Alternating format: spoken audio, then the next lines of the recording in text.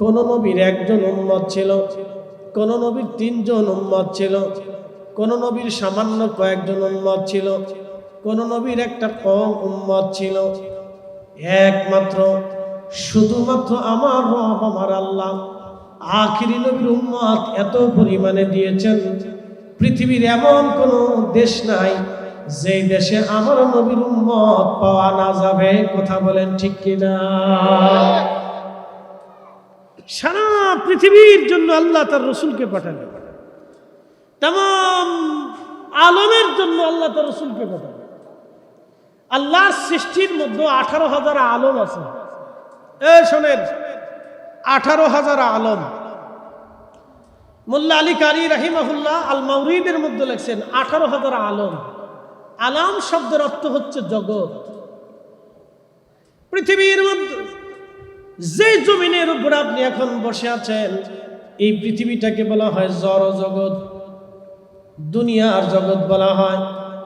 এই পৃথিবীর পরে আপনি আর একটা জগতে চলে যাবেন, সেটার নাম আলমে বারজাখের জগৎ, যেটাকে কবরের জগৎ বলা হয়। দুনিয়ায় যে জগতে আপনার অনুভূতি আছে, জীবন আছে, কথাবার্তা বলতে পারেন, চলতে পারেন, সংসার করতে পারেন, বন্ধুত্ব করতে পারেন, আলমে বরজখের জগতে একটু ভিন্নতা আছে। আলমে বরজখেও আপনার সুখ আসবে, দুঃখ আসবে, এবং সেখানে বিচার আচার হবে, শাস্তি হবে। আর আলমে বরজখের একটা জীবন আছে। এই জন্য কবরের পাশে দাঁড়াইয়া সালাম দেন, আসসালামু আলাইকুম ইয়া হালাল কবর। হে কবরওয়ালারা, তোমাদের উপরে আল্লাহর পক্ষ থেকে শান্তি বর্ষিত হোক। আপনি কবরের পাশে দাঁড়াইয়া যখন সালাম দেন, তখন কবরওয়ালারা আপনার সালামের জবাব দেয়। আপনাকে দেখে, আপনার কথা তারা শোনে, কিন্তু আপনি তাদের দেখেন না, আপনি তাদের কথা শোনেন না। একসাথে ধরে বলা যাবে কি আল্লাহু আকবার। আমার দিকে তাকাবে। আমি যতটুকুন কথা বলি ততটুকুন গুরুত্বপূর্ণ বলার চেষ্টা করি, কারণ জীবনের সময় খুব অল্প। ইমামুল আজম আবু হানিফা রহমতুল্লাহ 40 বছর এশা রজু দিয়ে ফজর পড়ছে। হুজুর গাউসে পাক মহিউদ্দিন আব্দুল কাদের জিলানী রহমতুল্লাহ 40 বছর এশা রজু দিয়ে ফজরের নামাজ পড়ছে। শেখ আব্দুল হক মুহাদ্দিস দেহলভী আখবারুল আখবারের মধ্যে লিখছেন। পৃথিবীর বড় বড় বুজুর্গরা সারা রাত সারা দিন আল্লাহর ইবাদতে কাটিয়ে দিয়েছেন, আমরা কিছু করতে পারি না। আমাদের জীবনে তাদের তুলনায়, তাদের হিসাবে আমরা মুসলমান হয়েছি কিনা এটা সন্দেহ আছে। আমরা যে মুসলমান, কিয়ামতের ময়দানে আল্লাহ রসুলের সামনে দাঁড়াবেন, কি মুখ নিয়ে দাঁড়াবেন, কি নিয়ে দাঁড়াবেন? যে ইয়া রাসূলুল্লাহ, আপনার দরবারে দাঁড়াইছি, এইগুলি নিয়ে দাঁড়াইছি। কি নিয়ে দাঁড়াবেন? শোনেন, আপনারা মেয়ে বিয়ে দেন, আত্মীয়তা করেন, ছেলে বিয়ে দেন, তো শ্বশুর বাড়ি অথবা আত্মীয় বাড়ি বেড়াইতে গেলে কিছু না কিছু তো হাতে করে যান, না কি বলেন? যান না? তো কিছু না কিছু হাতে করে যাওয়াটা এটা একটা সুন্নত। তা আপনি যখন কিছু না নিতে পারেন, তখন মেয়ের কাছে লজ্জিত হন, ওই শ্বশুর বাড়ির আত্মীয়ের কাছে লজ্জিত হন, ওই বিয়াই বাড়ির আত্মীয়ের কাছে লজ্জিত হন, ওই ছেলের আত্মীয়ের কাছে আপনি লজ্জিত হন। কিছু না কিছু হাতে করে নিয়ে আসলে ছোট নাতি নাতকুর থাকে, আপনি যদি না দিতে পারেন তো নাতি নাতকুরের কাছে লজ্জিত হন। তো কিছু না কিছু তো আপনার হাতে করে নিয়ে যেতে হবে।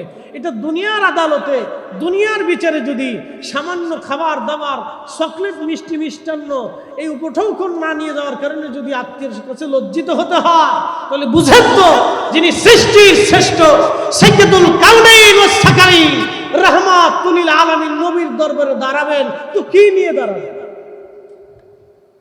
আমারও আর শেষ। তো কি নিয়ে দাঁড়াবেন? আজকে এখান থেকে চিন্তা করে যাবেন যে নিবটা কি। আমি তো আল্লাহ রাসূলের সামনে কিয়ামতের ময়দানে দাঁড়াবো, তো কি নিয়ে দাঁড়াবো? প্রিয় উপস্থিতি, জীবনের সময় খুব কম। কি নিয়ে দাঁড়াবেন এটা ফিকির করেন, চিন্তা করেন। আজকে রাত্রি চিন্তা করবেন ঘুমানোর আগে, আমি তো চলেই যাবো আল্লাহর কাছে, তো আমি আল্লাহ রসুলের সামনে মেহেশরের মাঠে দাঁড়াবো, তো কি নিয়ে দাঁড়াবো? আল্লাহর হাবিবের সামনে দাঁড়াইয়া কি জবাব দিব, কি পেশ করবো? যে ইয়া রাসূলুল্লাহ, আপনার জন্য এগুলি নিয়ে আসছি। এতটুকুন চিন্তায় আপনার জীবন পরিবর্তন করে দিবে। এই জন্য যত সময় শুনবেন তত সময় খুব মনোযোগের সাথে শুনবেন, কাজে লাগে। সারা পৃথিবীতে আদম সফিউল্লাহ থেকে ঈসা রুহুল্লাহ পর্যন্ত নবী পাঠাইলেন। কোন নবীর একজন উম্মত, কারো দুইজন, কারো তিনজন, কারো একটা ছোট্ট কম, কারো একটা গ্রাম, কারো একটা বংশ, কারো একটা এলাকা, কারো একটা পাড়া। এই সামান্য 10 জন, 20 জন, 50 জন, 100 জন। নূহ আলাইহিস সালামের মতো মহান একজন নবী, শরীয়তের পিতা, 800 বছর ধরে দাওয়াত দেওয়ার পরে মাত্র 80 জন কবুল হয়েছে। আল্লাহ কোন নবীর উম্মত বানান নাই। আমাদেরকে আল্লাহ বেছে বেছে পছন্দ করে শ্রেষ্ঠ নবীর উম্মত বানিয়ে আল্লাহ আমাদেরকে শ্রেষ্ঠত্ব দিয়েছে। কথা বলেন ঠিক না বেঠিক?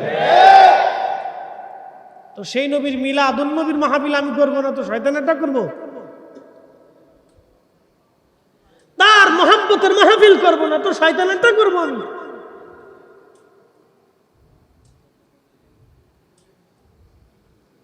প্রিয় উপস্থিতি হাজিরিন, খুবই মনোযোগের সাথে কথাগুলি শুনবেন। সব নবীদের থেকে আমার আল্লাহ, সব নবীর উম্মত থেকে আল্লাহ আমাদের নবীর উম্মতকে, এই উম্মত আমাদেরকে আল্লাহ 70 গুণ মর্যাদা দিয়েছেন। 70 গুণ মর্যাদা। তার ভিতর একটা মর্যাদার নাম হচ্ছে মারহুমা। মারহুমা, মারহুমা কি? সাহাবে কিরাম জিজ্ঞেস করলেন, ইয়া রাসূলুল্লাহ, মারহুমা তো বুঝলাম না, মারহুমা কি? নবীজি বললেন, সাহাবীরা রে, আমার উম্মতের একটা বৈশিষ্ট্য আল্লাহ দিয়ে দিয়েছেন। আমার উম্মত গুনাহ নিয়ে কবরে গেলেও গুনাহ মাফ নিয়ে আমার উম্মত হাসরের ময়দানে দাঁড়াবে। সুবহানাল্লাহ বলবেন না? না আরো জোরে জোরে জোরে জোরে। শ্রোতা, বক্তা, আলেম ওলামা, উস্তাদ, মাশায়েখ, তলাবা ইকরাম, জওয়ান, বৃদ্ধ, শিক্ষিত, অশিক্ষিত, ধনী আর দরিদ্র, আমরা কেউ কি গুনাহ ছাড়া আছি? আমরা সবাই গুনাহ নিয়েই কবরে যাই। কিছু না কিছু গুনাহ আমাদের শরীরে লেগে থাকে। কিছু না কিছু গুনাহ নিয়ে আমরা কবরে চলে যাই। তো উপায় কি হবে? আল্লাহ রাসূল বলেন, উম্মত চিন্তা নাই, আল্লাহ 70টা মর্যাদা দিছে। তার ভিতরে একটা মর্যাদা আল্লাহ আমার উম্মতকে দিছে, মারহুমা।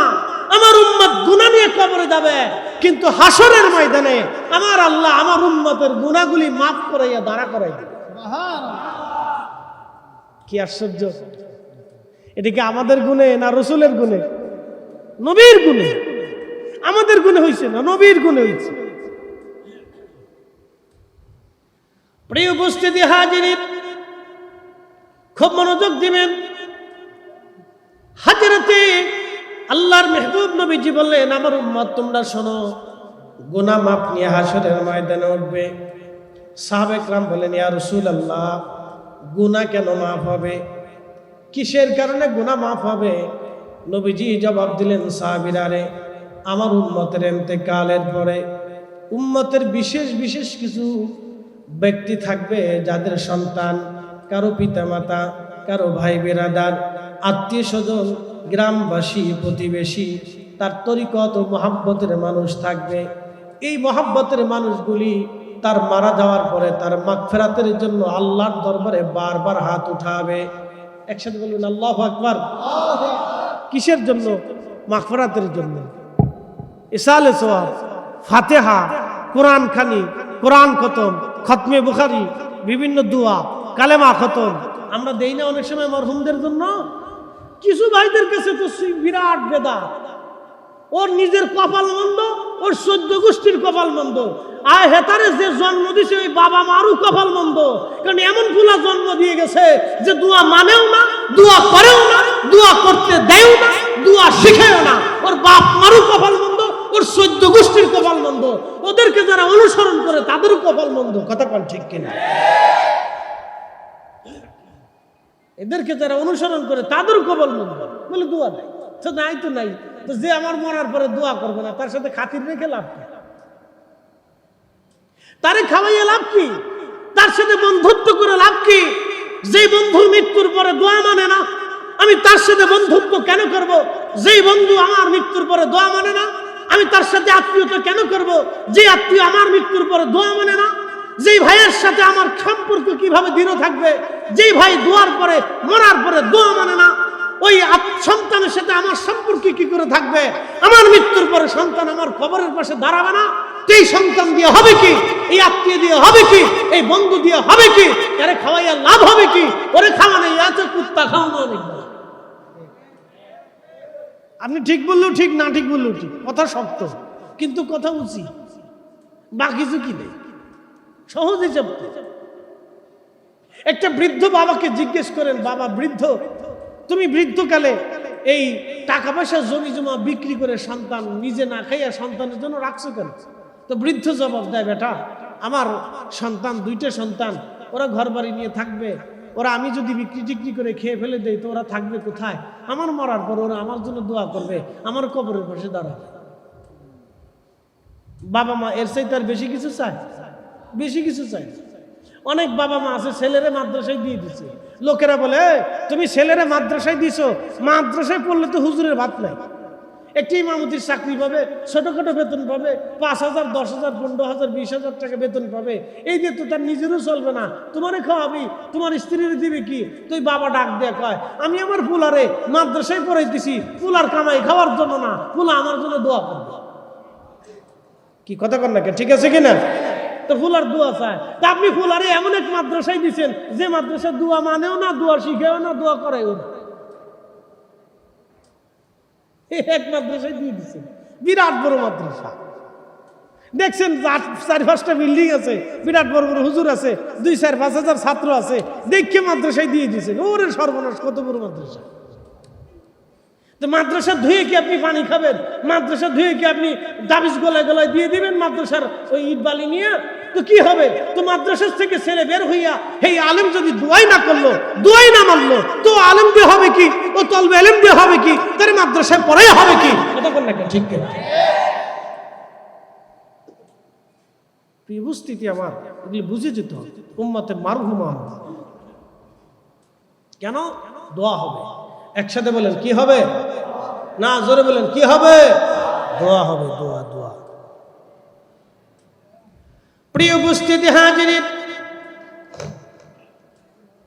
উম্মতে মারহুমা 70টা মর্যাদার ভিতরে একটা মর্যাদা উম্মতে মারহুমা। নবীজি বলে গেলেন আমার উম্মত আর একটা মর্যাদা হবে, সেই মর্যাদাটা হলো আমার উম্মতের হায়াত কম হবে, আমার উম্মতের নেকি হুকুম হবে, কিন্তু বেনিফিট পাবে 70 গুণ বেশি। একসাথে বলবেন না সুবহানাল্লাহ? কত গুণ পাবে? 70 গুণ বেশি পাবে। এ নবীর উম্মত ভালো করে শুনে যান, রব্বুল আলামিন আমাদেরকে একটা দিন দিলেন, দিনের নাম জুমআ। নাম কি? জুমআ। দিনের নাম হচ্ছে জুমআ, সাইয়্যিদুল আইয়াম। দিনের মধ্যে সবচেয়ে দামি দিন, শ্রেষ্ঠ দিনের নাম জুমআর দিন হলো দিনের সর্দার, সাইয়্যিদুল আইয়াম। এই দিন জুমার দিন আল্লাহ আমাদেরকে দিলেন। প্রিয় নবী বললেন আমার উম্মত তোমরা শোনো, সমস্ত নবীর উম্মতদেরকে আল্লাহ অন্য অন্য দিন দিলেন। খ্রিস্টানদেরকে আমার আল্লাহ রবিবার দিয়ে দিলেন এবং ইহুদিদেরকে আল্লাহ শনিবার দিয়ে দিলেন। প্রত্যেক উম্মতকে কোন কোন দিন আল্লাহ দিয়ে দিলেন, কিন্তু শুধুমাত্র একমাত্র আমার আল্লাহ আমার উম্মতকে এবং আমাকে জুমার দিন দিয়েছেন। জুমা আল্লাহ আমাকে আমার উম্মতকে জুমার দিন দিয়ে দিলেন। দিনের মধ্যে শ্রেষ্ঠ দিন আল্লাহ নির্বাচন করলেন। আমার উম্মতেরা তোমরা শোনো, এই জুমাটা এত বড় দামি। আমার উম্মত জুমার নামাজ আদায় করার জন্য যখন ঘর থেকে গোসল করে পাক পবিত্র হয়ে বের হয়ে যায়, হেঁটে হেঁটে মসজিদের মধ্যে আসে, ইমাম সাহেবের কাছাকাছি এসে বসে খুতবা শুনবে, আদব ও লেহাজের সাথে একিনের সাথে জুমার নামাজ পড়বে। উচ্চ বাচ্চ করবে না, কথাবার্তা তেমন বলবে না, চুপচাপ আল্লাহর ইয়াদে জুমার নামাজ আদায় করে আমার উম্মত আবার পায়ে হেঁটে হেঁটে বাড়ি চলে যাবে। সুনান তিরমিজিতে বিশুদ্ধ সনদে নবীজি বলতেছেন আমার উম্মত তোমরা শুনে নাও, তোমরা জেনে নাও, আমার উম্মতের প্রত্যেক কদমে কদমে প্রত্যেক কদম রেখেছিল জুমার নামাজ আদায় করতে আসতে যাইয়া। বাড়ি থেকে 1 কদম, 2 কদম, 3 কদম, 4 কদম, পায়ে পায়ে পায়ে পায়ে আমার আল্লাহ 1 বছরের নফল ইবাদত 24 ঘন্টা ইবাদত করলে যেই পরিমাণে নেকি হয়, এবং সারাদিন রোজা রাখলে যে পরিমাণে নেকি হয়, ওই রকম 1 বছর একটানা ইবাদত করলে যত নেকি হয়, 1 বছর একটানা রোজা রাখলে যত নেকি হয়, প্রত্যেক কদমে কদমে জুমার মুসল্লিদের প্রত্যেক কদমে কদমে আমার আল্লাহ সেই 1 বছরের নেকি আমার উম্মতের আমল নামায় লিখে দেয়। একবার জোরে বলা যাবে কি আল্লাহু আকবার? এটা আমার নবীর গুণে, রসুলের কারণে উম্মত, শ্রেষ্ঠ উম্মত আমরা হয়েছি। সব উম্মত থেকে 70 গুণ মর্যাদা আল্লাহ আমাদেরকে দিলেন, 70 গুণ মর্যাদা আল্লাহ দিলেন, 70 গুণ মর্যাদা আল্লাহ দিলেন। জুমার মসজিদ থেকে আপনার বাড়ি যদি 500 কদম হয়, আসা যদি 1000 কদম হবে। আল্লাহ রসুল বলতেছেন 1000 কদম যদি হয় 1000 বছরের সওয়াব হবে, যদি 2000 কদম হয় 2000 বছরের সওয়াব হবে, যদি 5000 কদম হয় 5000 বছরের সওয়াব নাকি হয়ে যাবে। একটা জুমাতে শুধু আসবেন আর যাবেন, তাতে আপনার আমল নামায় 500 বছরের নেকি হয়ে যাবে, যা অন্য কোন উম্মতকে আল্লাহ দেয় নাই, শুধু এই উম্মতকে আল্লাহ দিয়েছে। কিন্তু কথা কন না কেন, জোরে বলেন। বেদাতি কি আমরা? কথা কন না কেন, বেদাতি কি আমরা? এই আহলে সুন্নাত ওয়াল জামাত বেদাতি না, আহলে সুন্নাত ওয়াল জামাত কাদিম, আহলে সুন্নাত ওয়াল জামাত জমিনে দ্বীন দিয়েছে। হুজুর গাউসে পাকের আওলাদের মাজার জিয়ারত করে আসছি কয়েকদিন আগে মালয়েশিয়ার মালাক্কা থেকে, সাগরের প্রণালীর ভিতরে একটা ছোট্ট দ্বীপ পোলাও বুসারে হুজুর গাউসে পাকের আওলাদ, রসুলের আওলাদ হযরত আল্লামা সুলতানুল আরিফিন শাইখ ইসমাইল হযরত বুগদাদি আল হাসানি ওয়াল হুসাইনি রাদিয়াল্লাহু আনহু, আমার রসুলের আওলাদ হুজুর গাউসে পাকের সন্তান, তিনি হযরত ইসমাইল বুগদাদি আল হাসানি আল হুসাইনির মাজার জিয়ারত করে এসেছি। এ মুসলমান শুনে রাখেন, আল্লাহর ওলি যেখানে গেছে দ্বীন সেখানে প্রতিষ্ঠিত হয়েছে। কথা বলেন ঠিক না? আমরা হতভাগ্য জাতি, পাওয়ার পরেও আমরা ছেড়ে দিই, পাওয়ার পরেও ভুলে দেই, পাওয়ার পরেও ভুলে দেই, ছেড়ে দিই। প্রিয় উপস্থিতি হাজিরিন, মনোযোগ দিবেন। সারা পৃথিবীর এমন কোন অঞ্চল নাই, আপনি যদি দেখেন প্রত্যেকটা অঞ্চলে আল্লাহর ওলিরা কালেমার দাওয়াত দিয়েছেন। আল্লাহ তাদের এত বড় মর্যাদা দিয়েছেন, সম্মান আল্লাহ দিয়েছেন। আহা, তাদের কালেমার দাওয়াতের বদৌলতে লক্ষ লক্ষ কোটি কোটি মানুষ কালেমার দিশা পেয়েছে। একা খাজা বাবা আজমিরি চিশতি রাহমাতুল্লাহ 90 লক্ষ মানুষকে কালেমা পড়িয়েছেন একা।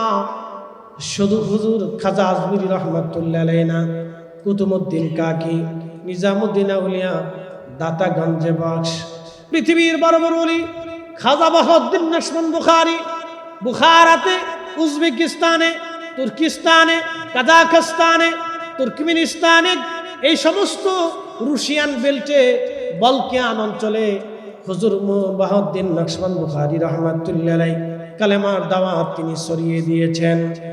আজ যদি আপনি বসনিয়া যান, হার্জেগোভিনা যান, চেচনিয়া যান, রাশিয়া যান, মস্কো যান, পৃথিবীর দুর্ভেদ্য অঞ্চলগুলিতে আপনি যদি যান, আপনি যদি কিরগিজস্তান যান, আর্মেনিয়া যান, আপনি যদি পৃথিবীর ইউরোপের, ইউরোপের সেনজেন, আনসেনজেন, পৃথিবীর বড় বড় উন্নত বিশ্বগুলিতে যদি যান, হুজুর বাহাউদ্দিন নকশবন্দ বুখারী রাহমাতুল্লাহর অবদানের কারণে এই জমিনে কালেমার দাওয়াত পৌঁছিয়েছে। আল্লাহর ওলি নাই কোথায়? যেখানে আল্লাহর ওলি সেখানে মুসলিমদের বিজয়। তলোয়ার দিয়ে তারা বিজয় করে নাই, শুধু তলোয়ারের জোরে না, শুধু তলোয়ারের জোরে না, আল্লাহ প্রদত্ত ক্ষমতা দিয়া নিয়ামতের জোরে কালেমার দাওয়াত তারা জমিনে প্রচার করেছেন। সেদিন শাহজালাল ইয়ামানি মুজাররিদি রাহমাতুল্লাহ আলাইহি যদি সিলেটের জমিনে সুরমা নদীর উপরে জায়নামাজ বিছাইতে না পারতেন, তাহলে আজকে সিলেটের জমিন না বাংলায় কালেমা খুঁজে পেতেন না। উনি যদি জায়নামাজ বিছাইতে না পারতেন, তাহলে বাংলায় ইসলাম আপনি পেতেন না। এইভাবে হুজুর খাজা মাইনুদ্দিন চিশতি রাহমাতুল্লাহ আলাইহি সেই দিন যদি আনা সাগরের পানি একটা লুটার ভিতরে আনতে না পারতেন, তাহলে আজকের ভারতবর্ষে আপনি ইসলাম এইভাবে খুঁজে পেতেন না। মুজাদ্দিদ আল ফিসানি সিরহিন্দি ফারুকি রাহিমাহুল্লাহ সম্রাট আকবর ও জাহাঙ্গীরের বিরুদ্ধে সেই দিন জেলখানার মধ্যে সিংহের খাঁচার ভিতরে যদি উনি নামাজ পড়তে না পারতেন, তাহলে আজকের ইসলাম আপনি এইভাবে খুঁজে পেতেন না। আল্লাহর ওলিদের কারণে ইসলাম পেয়েছি। ওলিদের তরিকা কিয়ামত পর্যন্ত চলবে। ওলিদেরকে আমরা ভালোবাসবো, ওলিদেরকে মহাব্বত করব, কিন্তু সেজদার মালিক আমার আল্লাহ, সেজদার মালিক আমার আল্লাহ। আল্লাহর ওলিদেরকে আমরা সেজদা দেব না, কিন্তু ভালোবাসবো, জিয়ারত করব। কথা বলে ঠিক কিনা? আমরা তাদের সেজদা না, সেজদা দিয়ে তাদেরকে খুশি করা যায় না। আপনি যদি আমার সামনে এসে সেজদা দেন, আল্লাহর কসম করে বলতেছি, তাহলে আপনার জান আমি রাখবো না, কারণ সেজদা পাওয়ার যোগ্য আমি না, সেজদা পাওয়ার মালিক আমার আল্লাহ। ওলিদেরকে সেজদা দিলে ওলিরা বেজার হয়ে যায়, বরং ওলিদের মাজারে আদবের সাথে বসে আপনি যদি জিয়ারত করেন, ওনাদের উসিলা নিয়ে আল্লাহর কাছে কান্নাকাটি করেন, ওরা খুশি হয়। কারণ আপনি শরীয়ত সম্মতভাবে আপনি তাকে হাদিয়া দিলেন, কোরআনের কালাম থেকে হাদিয়া দিলেন, দুরুদ হাদিয়া দিলেন, দোয়া হাদিয়া দিলেন, আপনি তাদের জন্য দান সদকা হাদিয়া দিলেন। ওলিদের মাজারে দরবারে মুহিব্বিন যারা আছে, গরিব যারা আছে, আপনি তাদেরকে খাবার খাওয়াইলে ওলিরা খুশি হয়ে যায় যে না, তারা আমার আদর্শকে জমিনে জিন্দা করে রাখছে, আমার রাসূলের আদর্শকে জিন্দা করে রাখছে, আল্লাহর দ্বীনকে তারা মজবুত করে রাখছে।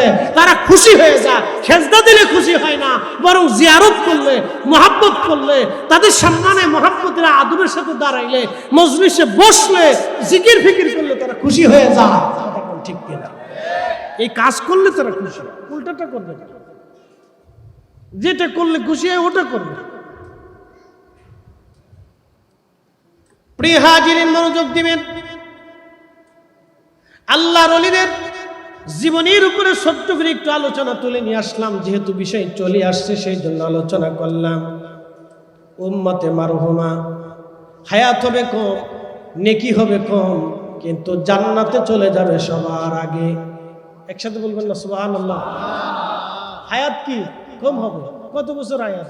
40 পার হইলে মানুষের বৃদ্ধতা আসতে থাকে। আপনি যত ভালো খাবারই খান, আপনার বয়স ধরে রাখতে পারবেন না। আপনি যত ভালো খাবার খান, এক্সারসাইজ করেন, দামি খাবার খান, কাজ হবে না। আপনি বয়স ধরে রাখতে পারবেন না। 40 পার হইলে সব পার্শ্বপাতি দুর্বল হতে থাকে।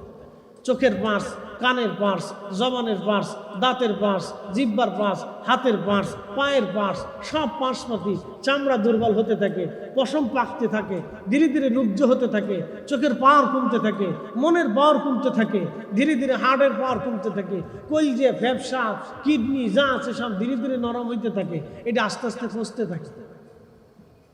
40 পার হইলে আপনি আর বয়স ধরে রাখতে পারেন, যত চেষ্টা করেন কাজ হবে না, শেষ হয়ে যায়।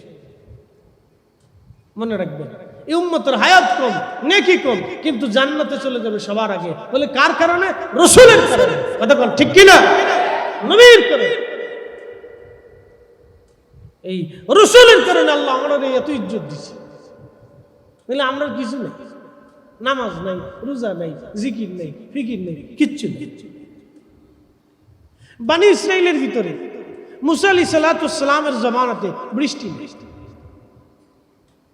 তো বৃষ্টি নাই তো নাই তো নাই তো নাই তো নাই, বহুদিন বৃষ্টি নেই। আপনি জানেন মুসা আলাইহিস সালামের দেশ হচ্ছে মিশর, জর্দান। মিশর, জর্দান, এই অঞ্চল, এই বেল্ট, মিশর, জর্দান, ফিলিস্তিন, বাইতুল আকসা, এই বেল্ট, লেবানন, এই বেল্ট হচ্ছে, তখন এই বেল্টটাকে বলা হয়তো সিরিয়া সহ এই বেল্টকে বলা হয়তো শাম। কি বলতো? শাম বলতো। মুসা আলাইহিস সালাম এই বেল্ট, মাঝখানে নীল নদ, আপনারা জানেন। নীল নদের উৎস হচ্ছে উগান্ডা। উগান্ডার কোনো পাহাড় থেকে না, এটা মাটির নিচ থেকে পানি আসে। একসাথে বলবেন আল্লাহু আকবার। কোথার থেকে পানি আসে? মাটির নিচ থেকে পানি গৃহীত হয়। উগান্ডা, উগান্ডার নাম শুনলে আমাদের দেশে অনেকে হাসে, উগান্ডা আবার কি? হ্যাঁ, উগান্ডা। নীল নদের উৎস হচ্ছে উগান্ডা। পানি আসে মাটির নিচ থেকে, অটোমেটিক পানি আসে। সেই পানিটা উগান্ডা পার হইয়া, এরপরে আপনার আরো বহু দেশ পার হইয়া, 4-5টা দেশ পার হইয়া, মিশর পার হইয়া লোহিত সাগরের সাথে যাই মিশে গেছে। আল্লাহর নবী বলছেন আমার উম্মত 2টা নদী আল্লাহর বেহেশত থেকে আসছে, একটা নীল নদ আর একটা ফোরাত নদী।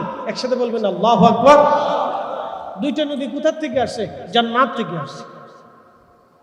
এই জন্য হাজার হাজার বছর পর্যন্ত এই নদীর বয়স, কিন্তু একটা দিনের জন্য পানি শুকায় না। পানি শুকায় না, বেহেশত থেকে আসে, তো পানি শুকাবে কেমন? তবে শুকিয়ে যাবে। ফোরাত নদী কিয়ামতের আগে শুকিয়ে যাবে। ফোরাত নদী শুকাইয়া কি তৈরি হবে? স্বর্ণের পাহাড় বেশি উঠবে। ওই স্বর্ণের পাহাড় নিয়ে সারা পৃথিবীতে মারামারি লাগবে, যুদ্ধ হবে। এই যুদ্ধটা বিশ্বযুদ্ধ না, এই যুদ্ধ হবে মহাযুদ্ধ। প্রত্যেক গ্রাম, প্রত্যেক এলাকা, প্রত্যেক মহল্লা, প্রত্যেক ব্যক্তি, প্রত্যেক পরিবার, প্রত্যেক এরিয়া, প্রত্যেক ওয়ার্ড, প্রত্যেক ইউনিয়ন, প্রত্যেক এলাকা, প্রত্যেক জেলা, প্রত্যেক দেশ এই যুদ্ধে জড়িয়ে যাবে। প্রত্যেকটা ফ্যামিলি যুদ্ধে জড়িয়ে যাবে। 100 মানুষের ভিতরে 99 জন মারা যাবে, একজন বেঁচে থাকবে যে ইমানদার, হেতা বাঁচবে। আর সব বেঈমানগুলি যারা এই টাকা নিয়ে, অর্থ নিয়ে, এই রাজনীতি নিয়ে, ফারাফারি করিয়া, দুর্নীতি নিয়ে, এই সর গেলে আর এক সর, আর এক সর গেলে আর এক সর, এই খাবার চা, এই খাবার চা, যেই ক্ষমতা আসে সেই রাবণ হয়ে যায়, যে ক্ষমতা আসে এই চুরির ধান্দা করে। আমরা শান্তি পাইলাম না, কথা কর না, ঠিক আছে? শান্তি আর নসিব হইল না, শান্তি আর নসিব হইল না।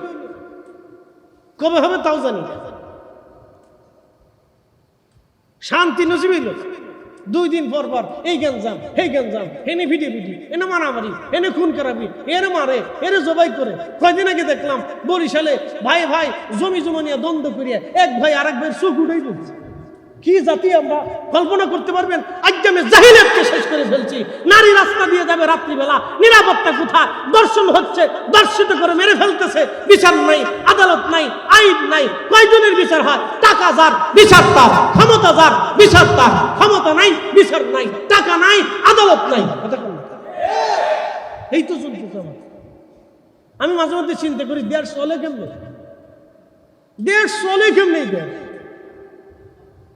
কি করে এই দেশ চলে? আমি মাঝে মধ্যে চিন্তা করি, দেশ চলে একটা কারণে। এই মাটির নিচে বহু অলিরা ঘুমাই রয়েছে। এই অলিদের কারণে আল্লাহ এখনো পাথর নিক্ষেপ করে নাই, আল্লাহ এখনো জমিন উত্তপ্ত করে দেয় নাই, আল্লাহ সাগর শুকাই দেয় নাই, বৃষ্টি বন্ধ করে দেয় নাই। আল্লাহ এত পরিমাণে আমরা গুনাহ করি, তারপরেও আল্লাহ আমাদের খাবার বন্ধ করে নাই, ফল বন্ধ করে নাই, ফসল নষ্ট দেয় নাই, মহামারী দেয় নাই, দুর্ভিক্ষ দেয় নাই। এত দেশে করোনা হইলো, বাংলাদেশে হইল না। ভারতে মরলো, পাকিস্তানে মরলো, ইউরোপে মরলো, আমেরিকা মরলো, অস্ট্রেলিয়া মরলো, বাংলাদেশে মরলো। এদেশে করোনা ঢুকে কেন? এদেশে থাকবো না জায়গা? এদেশে সব মানুষই ফরমালিন খায়। পানিতে ভেজাল, মাছে ভেজাল, গাছে ভেজাল, খাবারে ভেজাল, ফলে ভেজাল, দুধে ভেজাল, সব জায়গায় ভেজাল। মাঝে মধ্যে ঢাকার শহরে দুধ কিনে খাই, চিন্তা করি দুধ খাই না বুড়িগঙ্গার পানি খাই, আল্লাহ জানে। কি দেশ চিন্তা করেন, কি মানুষ চিন্তা করেন। ওয়াজ যে এত ওয়াজ, তারপরে মানুষের হেদায়েত। চিন্তা করি দুধ খাই না বুড়িগঙ্গার পানি খাই, আল্লাহ জানে। চিন্তা করি যে আল্লাহ আমাদের কলিজা এখনো ভালো লাগছে, ব্যবসা ভালো লাগছে, কিডনি ভালো লাগছে, রক্ত ভালো লাগছে, কেমনে রাখছে? আল্লাহ নিজে দয়া করে রাখছে, তাই বেঁচে রয়েছে। এলে এত ভেজাল খাইয়া মানুষ বাঁচার কথা। কষ্ট হইতেছে আপনাদের? তাহলে একসাথে বলেন তো আল্লাহু আকবার, নারে তাকবীর, নারে রিসালাত, নারে গাউসিয়া।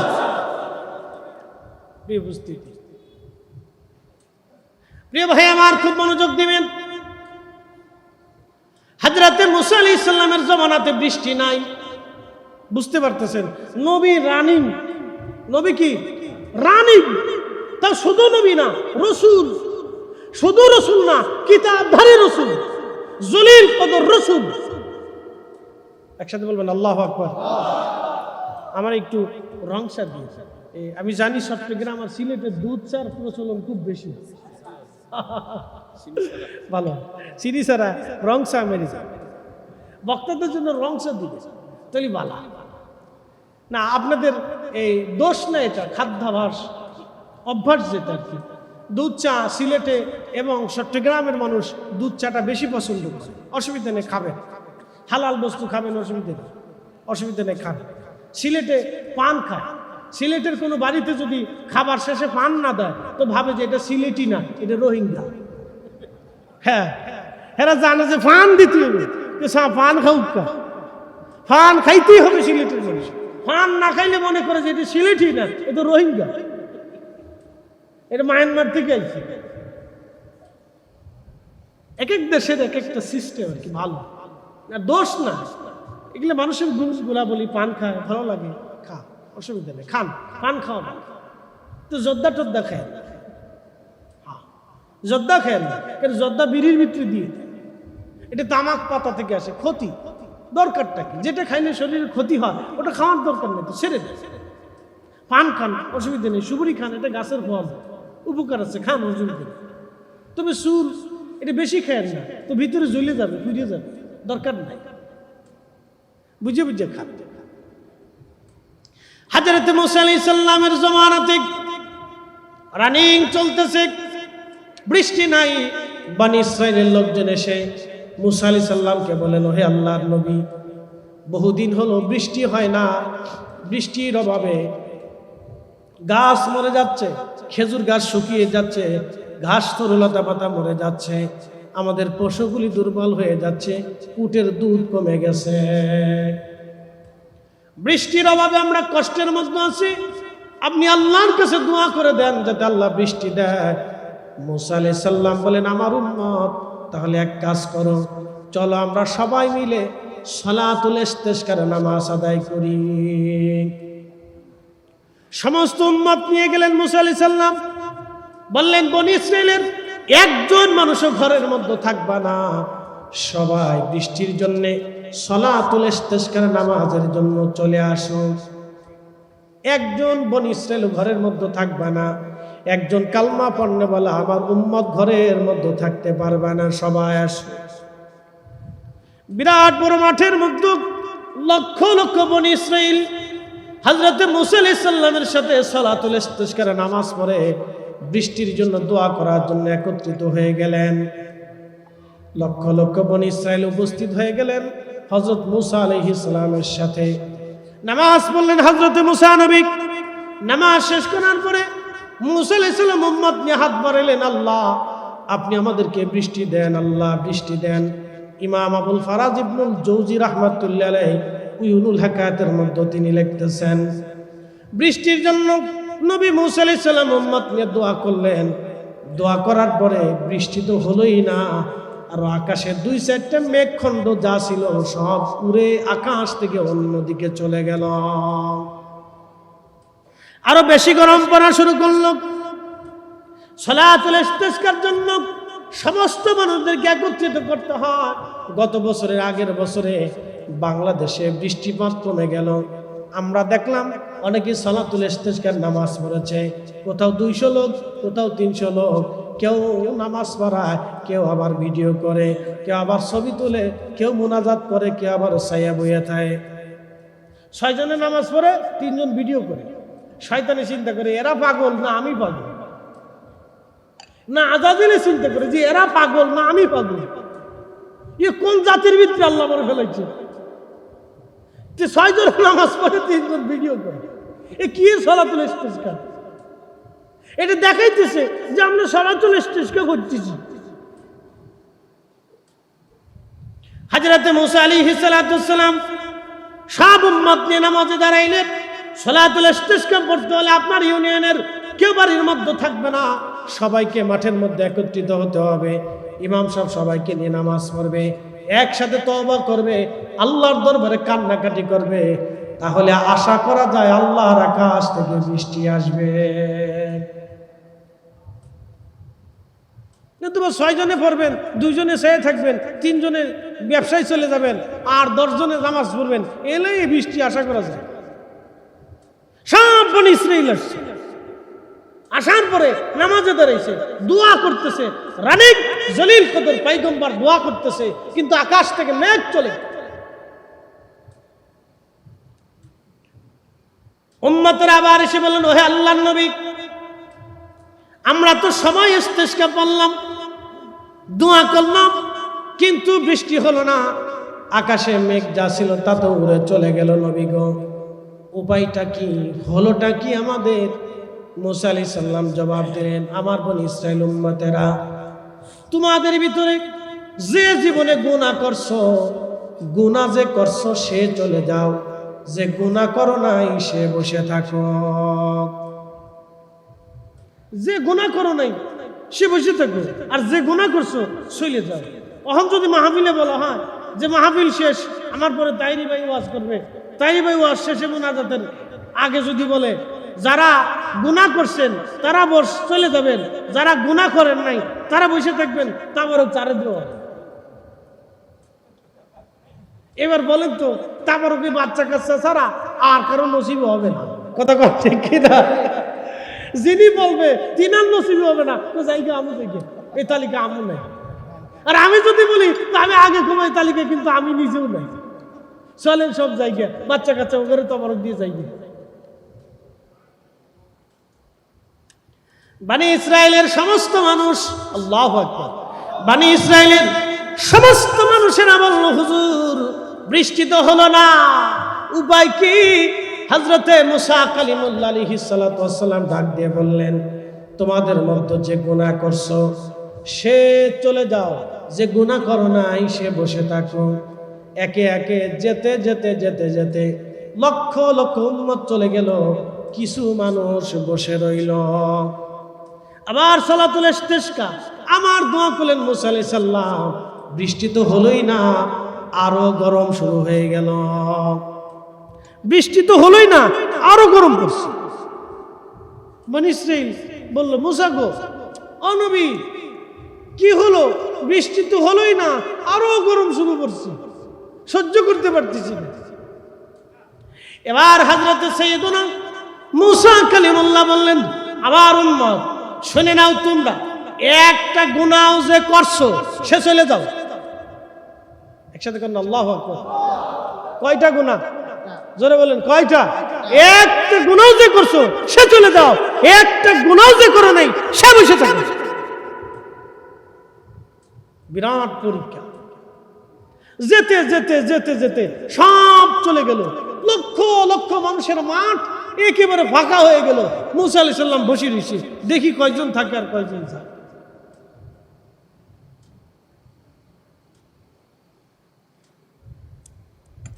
সাইয়েদনা হযরতে মুসা আলাইহিস সালাম বসে আছে, দেখলেন লক্ষ লক্ষ মানুষ চলে গেছে, কিন্তু মাঠের মধ্যে একজন আল্লাহর বান্দা, তিনি নরমাল কাপড় পরা, সিরা তালি দেওয়া, সিরা তালি দেওয়া নরমাল কাপড় পরা, অন্ধ, চোখে দেখে না, মাঠের এক কোনায় চুপচাপ মাথা নিচু করে বসে আছে। সাইয়েদনা মুসা আলাইহিস সালাম হাতের লাঠি নিয়ে ধীরে ধীরে হাঁটতে হাঁটতে তিনি মাঠের কোনায় চলে গেলেন। এই অন্ধের সামনে যে দাঁড়ায় সালাম দিলেন, অন্ধ, তুমি কি আমার ঘোষণা শোনো নাই? আমি ঘোষণা করেছিলাম একটা গুনাহ যার আছে সে চলে যাও, একটা গুনাহ যার নাই সে বসে থাকো। আরে অন্ধ, আমি মুসার ঘোষণা কি তুমি শোনো নাই? বানি ইসরায়েলের একটা মানুষ এখানে নাই, সব চলে গেছে। অন্ধ, তুমি কেন বসে আছো? অন্ধ ডাক দিয়ে বলল, মুসা রে, ও মুসা, আল্লাহর নবী মুসা, নবীউনা মুসা কালিমুল্লাহ, শুনে নেন। আহা, আমি জীবনে কোনোদিন গুনাহ করছি আমার মনে পড়ে না। একসাথে যারা বলেন আল্লাহু আকবার। না না, আরো জোরে জোরে জোরে জোরে জোরে জোরে জোরে। মানুষ হইয়া ভবেতে আসিয়া মানুষের করিলাম কি? আমি নবী না মানিলাম কি যে ভুল করিলাম, আমি নবী না চিনিলাম কি যে ভুল করিলাম, ভস্মে ঢালিলাম ঘি। মানুষ হইয়া ভবেতে আসিয়া মানুষের করিলাম কি? আমরা তো মানুষ। সাইয়েদনা মুসা কালিমুল্লাহর উম্মত অন্ধ ডাক দিয়ে বলল, হুজুর, তবে একটা ভুল করেছিলাম। আমি কি করেছিলাম? ভুল করছিলাম। গুনাহ হয়েছে কিনা জানি না, একটা ভুল করছিলাম। যদি ভুলটা গুনাহ হয় তো আমি চলে যাব, আর যদি গুনাহ না হয় তো আমি বসে থাকবো। বলে অন্ধ, কি ভুল করছিলা তুমি বলো? দেখেন ইখলাস কি। অন্ধ, কি ভুল করছো তুমি বলো? অন্ধ ডাক দিয়ে বলতেছে, হুজুর আমি সদর রাস্তা দিয়ে হেঁটে হেঁটে যাচ্ছিলাম। সদর রাস্তা দিয়ে হেঁটে হেঁটে যাওয়ার সময় এক রাস্তার পাশে একটা বাড়ি ছিল। বাড়ির সদর দরজা, প্রধান দরজা খোলা রাখা ছিল। সদর দরজা খোলা রাখার কারণে ভিতরের দরজাও খোলা রাখা ছিল। ভিতরে একজন বেগানা নারী, অর্থাৎ আপনারা তো জানেন অভ্যন্তরে ঘরের বাহিরে নারীরা তাদের ইচ্ছা মতো থাকতেই পারে। অভ্যন্তরে নারীরা তাদের ইচ্ছা মতো তো থাকতেই পারে। ওই অন্ধ ডাক দিয়ে বলতে, হুজুর আমি রাস্তা দিয়ে হেঁটে যাওয়ার সময় সদর দরজায় চোখ পড়ে গেল। সদর দরজায় যখন চোখ পড়েছে আমার, আমি অন্দরমহলের দিকে চোখ চলে গেল, ওই বেগানা নারীর দিকে আমার চোখ পড়ে গেল হুজুর। সাথে সাথে আমি আমার চোখটাকে ঘুরাইলাম। হৃদয়, আমার দিলকে, আমার কালকে, আমার আত্মাকে, আমার নাফসকে, আমার রুহুকে ধমক দিয়ে বললাম, এ রুহু, আজকে তুই আমাকে সদর দরজার দিকে ঘুরাইয়া এই চোখটাকে অন্দরমহলের বেগানা নারীর দিকে ঘুরাই নিলি। আজকে চোখ আর রাখবো না, এই চোখ আমি ফেলে দেব, নষ্ট করে ফেলবো। বলে হুজুর আমি আমার নিজের হাতে চোখ অন্ধ করে দিয়েছিলাম, আমি অন্ধ হয়ে গেছি। আমি অন্ধ ইচ্ছা করে হয়েছে যাতে গুনাহ থেকে আমি বাঁচতে পারি।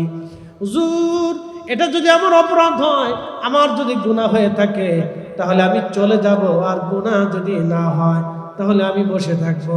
সাইয়েদনা মূসা আলাইহিস সালাম ডাক দিয়ে বলেন, আরে অন্ধ, তোমার গুনাহ হয় নাই, তুমি বসে থাকো। আজকে তুমি দোয়া করলে আল্লাহর আকাশ থেকে বৃষ্টি নাজিল হবে। না না হয় না, আরো জোরে জোরে জোরে জোরে। এই উম্মতের এরকম পার্সন আছে না নাই? আছে দেখি বৃষ্টি হয়। যে অকাম কুকাম এদেশের মানুষ করে, মুসলমান মানুষ কই কেমনে? মুসলমান তো আরো করে। আপনি চলে যান তো ইউরোপে, ওরা খাবারের আগে মদ খায়, খাবারের ভিতরে মদ খায়, খাবারের পরে মদ খায়, ওদের নারীরা হাফ প্যান্ট করে রাস্তা দিয়ে আড়ে। আপনি তো নাউজুবিল্লাহ বলেন, কিন্তু জানতো ওদের খাবারে ভেজাল নাই, পানিতে ভেজাল নাই, দুধে ভেজাল নাই, বাচ্চার খাবারে ভেজাল নাই, মিথ্যা বলে না, আদালতে মিথ্যা সাক্ষী দেয় না। আর আমাদের বাংলাদেশে মামলা শুরু হয় মিথ্যা দিয়ে। কি আসতে কোন কেন জোরে বলেন? মামলা 100% মামলা দেশে হলে 99টা মিথ্যা মামলা। সাক্ষী যদি 100 জন সাক্ষী উপস্থিত হয় তো 99 জন মিথ্যাবাদী। এরা মামলা করার আগে উকিলের কাছে যায়, বলে উকিল সাহেব কোন সিস্টেমে মামলা করলে মামলা গাড়ি হবে এটা দেখা। উকিলও চিন্তা করে পয়সা পাবো আমি, অসুবিধা কি, সিস্টেম দেখা দেখে এই সিস্টেমে মামলা করেন, মামলাটা খুব মজবুত হবে। ইস বাঙালি আবার এসে নামাজের সেজদার মধ্যে শয়তানে হাসার পর, তোর মতো সিটার আবার কেডা আছে রে, মিথ্যা মামলা দিয়েছে আবার সিটারি করিস, মিথ্যা সাক্ষ্য দিয়ে আল্লাহর কাছে মাফ পাবো। শয়তান কোথাকার, শয়তান চিন্তা করে আমি বাংলাদেশে আসলাম কে? এই অবস্থা আমার। আপনি জানতো ইউরোপে একটা লোককে আপনি মিথ্যা সাক্ষ্য দিতে পারবেন, একটা অর্ধ উলঙ্গ নারী মিথ্যা সাক্ষ্য দিবেন। জানতো আপনি আদালতে ঘুষ খাওয়াইতে পারবেন। মিথ্যা মিথ্যার মিথ্যা, অন্যায় আর অন্যায়। মাঝে মধ্যে শয়তান চিন্তা করে এদেশে আইছি কেন? মানুষই তো হইতে পারিনি, মুসলমান কবে হবে? আপনি মানুষের কাতারে রাখবেন, আমরা তো মানুষই হইতে পারিনি, তো মুসলমান হবে কবে? মুসলমান তো অনেক ঊর্ধ্বের জাত। ইয়া রাব্বি, মুসলমান অনেক ঊর্ধ্বের জাত। জানেন মুসলমান কাকে বলে? আল মুসলিমুনা মান সালিমাল মুসলিমুনা মিন লিসানিহি ওয়া ইয়াদিহি। মুসলমান তো তাকেই বলে যার হাত থেকে আরেক মুসলমান নিরাপদ থাকবে। মুসলমান তো তাকেই বলে যার চোখ থেকে আরেক মুসলমান নিরাপদ থাকবে, তার জবান থেকে আরেক মুসলমান নিরাপদ থাকবে। আমরা প্রতিবেশীরে দেখতে পারি না, প্রতিবেশীর সীমানার কাছে গাছ লাগাইয়া গাছটাকে আস্তে করে ধাক্কা দিয়ে ওইদিকে ঘুরেই দিছি, ওর দিকে চলে যায়। গাছের গুঁড়া আমার জমিতে, গাছের ডালপালা ওর বাড়ির উপর। শয়তান কোথাকার।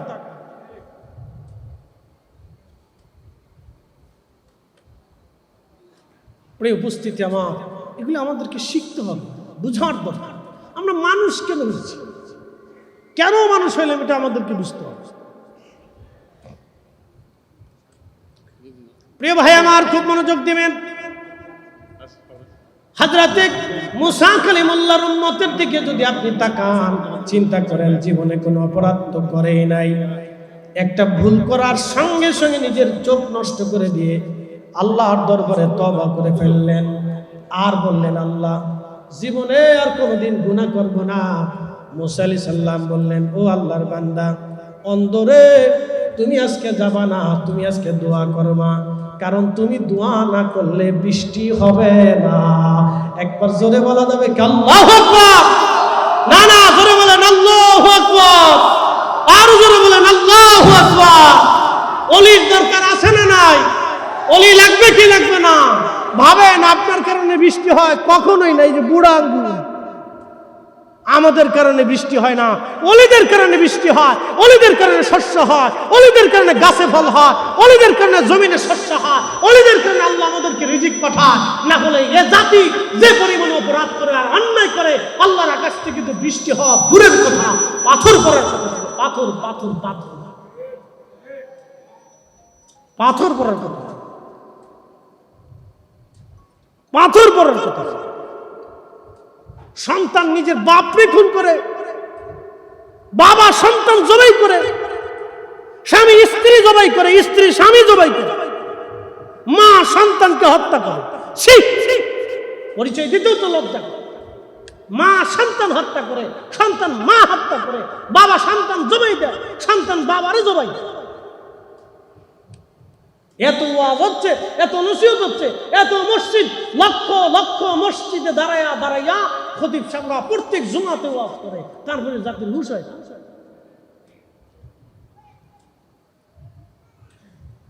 তারপরে জাতির হুঁশ হয়। এরা এখনো রাস্তার কোনায় বাথরুম করে। কি কথা কেন নাকি হাসেন কেন? রাস্তার কোনার দ্বারায় মান কিছু খারাপ বাথরুম করে দেয়। এরে জাতি। বিমানে উঠলে, আমি মালয়েশিয়া থেকে আসতেছি, বিমানে উঠার পরে আমার পাশে এক ভদ্রলোক, তিনি কক্সবাজার ব্যবসা করেন, হোটেল মোটেল আছে, ভদ্রলোক দাঁড়িয়ে আছে, নামাজ কালাম পড়ে, খুব শরীফ মানুষ। তা আমরা দুইজন চুপচাপ বসে আছি। বিমান বাংলাদেশে খালি ল্যান্ড করবে, খালি ঘোষণা দিচ্ছে শাহজালাল আন্তর্জাতিক বিমানবন্দরের খুব কাছাকাছি এসে পড়েছি। এই বিমানে ঘোষণা দেয় না, বাপরে বাপ, বাঙালি কথাবার্তা শুরু করে, মনে হয় তখনই এটা উপরের বক্স মাছ খুলে মাথায় করে দিয়ে যদি জানালা হয়তো লাভ দিয়ে ঘুরে নিচে পড়ে। কি আজ আজব জাতি। আমরা দুজনে হাসি দেখছেন কত পাগলের দেশে বাস করি আমরা। এরা মানসিকভাবে অসুস্থ। এই জন্য শিক্ষা ব্যবস্থা পরিবর্তন করতে হবে। আল্লাহর কসম করে বলি, শিক্ষা ব্যবস্থা ক্লাস 1 থেকে পরিবর্তন করতে হবে। আবার বলি, শিক্ষা ব্যবস্থা ক্লাস 1 থেকে একবারে মাস্টার্স পর্যন্ত, শেষ সময় পর্যন্ত শিক্ষা ব্যবস্থা চেঞ্জ করতে হবে। তাদেরকে প্র্যাকটিক্যাল শিক্ষা দিতে হবে, তাদেরকে প্র্যাকটিক্যাল থিওরিক্যাল শিক্ষা দিতে হবে। শুধু খাতা কলমে, কাগজে কলমে হলে হবে না, তাদেরকে প্র্যাকটিক্যাল উস্তাদ ছাত্র দিয়ে প্র্যাকটিক্যাল শিক্ষা ব্যবস্থা চেঞ্জ করে দিয়া জাতিকে পরিবর্তন করতে হবে। নতুবা সম্ভব হবে না। 2 দিন পর পর মারামারি, গুতাগুতি, কিলিকিলি লাগবে।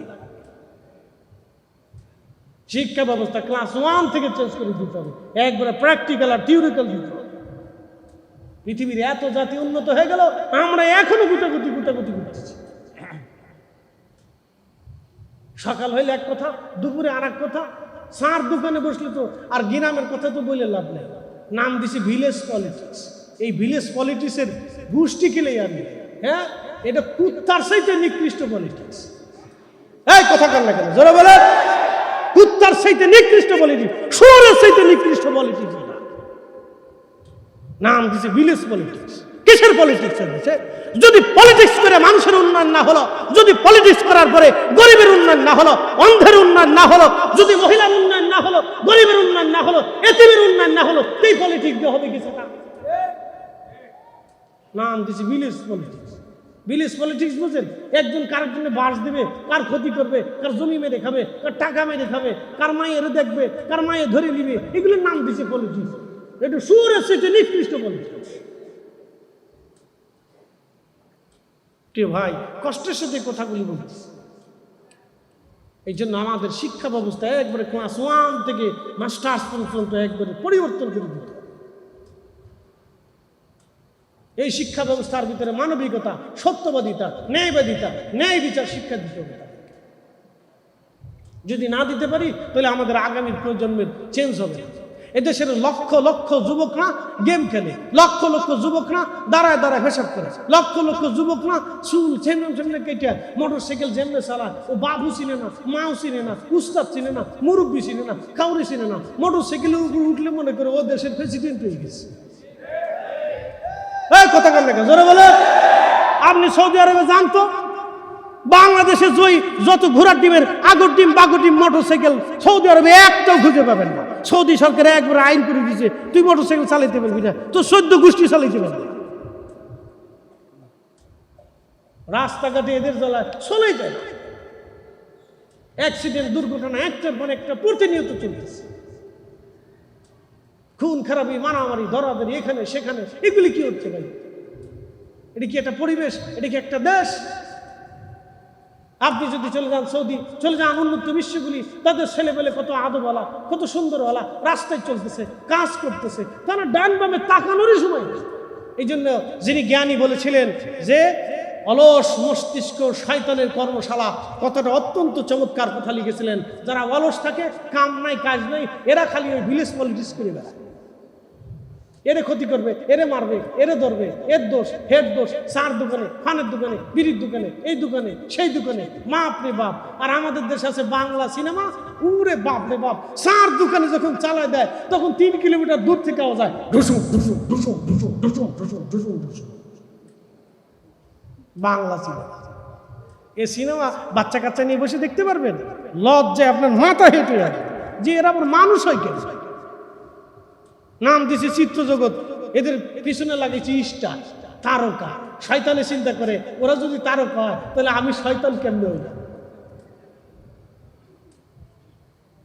বুঝতে পারছে? উচিত কথা বললে হুজুর ভালো না।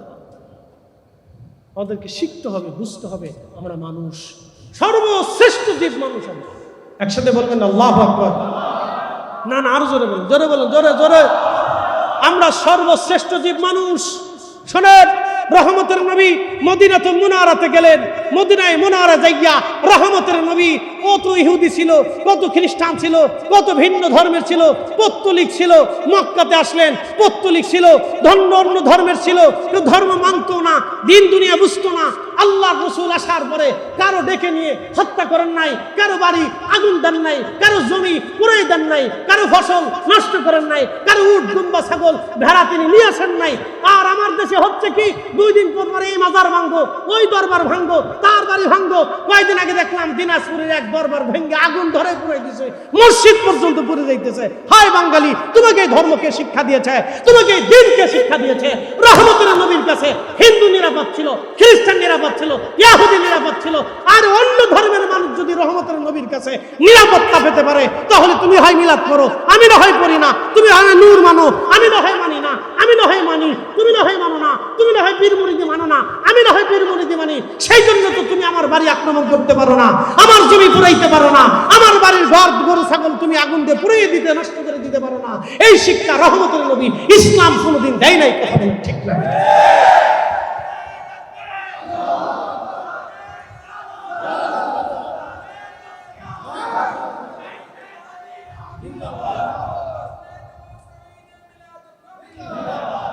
নাম দিছে তৌহিদি জনতা। ইস, তোমার তৌহিদি জনতা কে শিখেছে তোমাকে? তৌহিদি জনতা রাসূলের উপরে কে তৌহিদ জানতো? সাহাবায়ে কিরামের উপরে কে তৌহিদ বুঝতো? দেখান কোন সাহাবীর জীবনে, দেখান হযরত আবু বকরের জীবনে, দেখান হযরত ওমরের জীবনে, দেখান হযরত ওমর খলিফাতুল মুসলিমিন, কত বড় খলিফা, বাংলাদেশের মতো 200 দেশের খলিফা।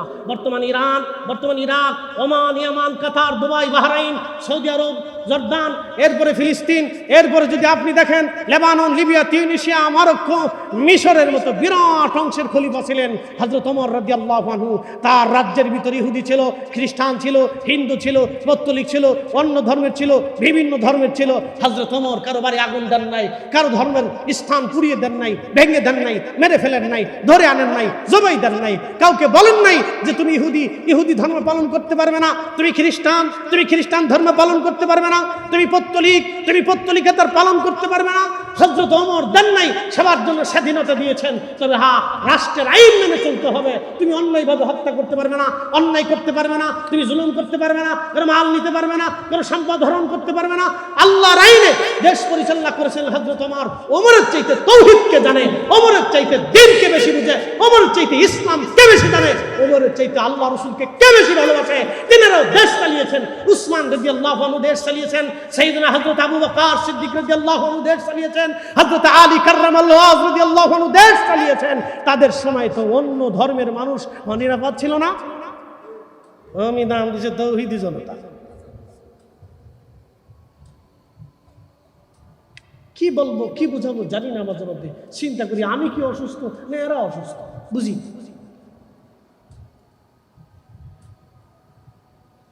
প্রিয় উপস্থিতি, এইভাবে যদি চলতে থাকে তাহলে মনে রাখবেন আগামী 10 বছরের ভিতরে এই দেশের সমস্ত মেধা বিদেশে চলে যাবে।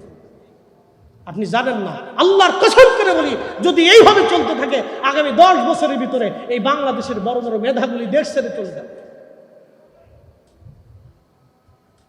আর তার পরবর্তী 20 বছরে আপনার কি করুণ পরিণত হবে আপনি নিজেও জানেন না।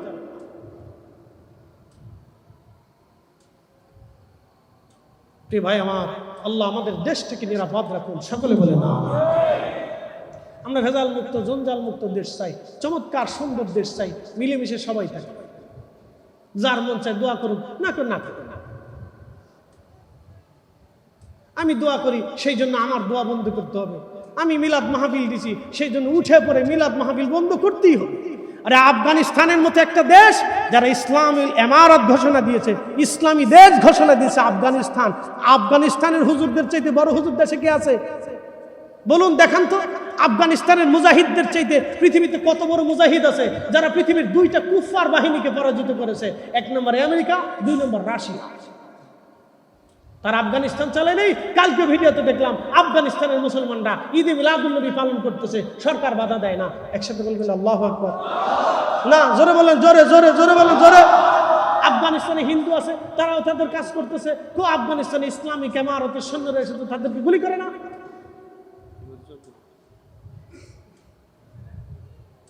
কি আশ্চর্য আমাদের তৌহিদি জনতার নাম দিয়ে এটা ভাঙ্গো, মাজার ভাঙ্গো, মসজিদ ভাঙ্গো, অমুকের দরগা ভাঙ্গো, দরবার ভাঙ্গো, অমুকের পিঠাও ধরে নিয়ে এসে অমুক ভণ্ড, মিলাদুন্নবী হবে না, মিলাদ হবে না, দোয়া হবে না, শেরপুরে মাহফিল করতে যাব, লোকেরা বাধা দিছে আপনারা করতে পারবেন না। বলে কেন পারবো না? আমার দেশ, আমার জমি, আমার বাস, আমার বাসস্থান, আমি পারবো না তো কি পারবো?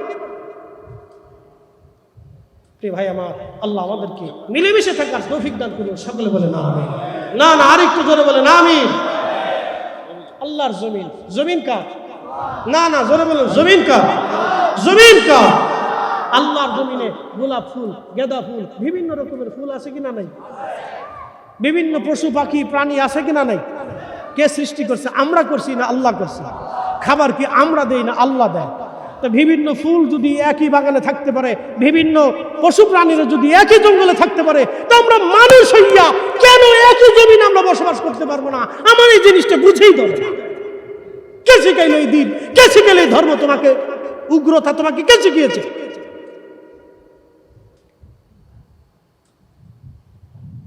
জমিন আল্লাহ, আমাদের কাশফুল মাখলুকাত আল্লাহ বানিয়েছে। যদি একই বাগানে অনেক ফুল থাকতে পারে, যদি একই আপনার বাগানের ভিতরে বহু প্রাণীদের বসবাস থাকতে পারে, কত রঙের পাখি, কত রকমের পশু পাখিরা একই জঙ্গলে বসবাস করতে পারে, তাহলে আমরা মানুষ হয়ে কেন একই দেশের ভিতরে মিলেমিশে থাকতে পারবো না? বুঝে আসেন।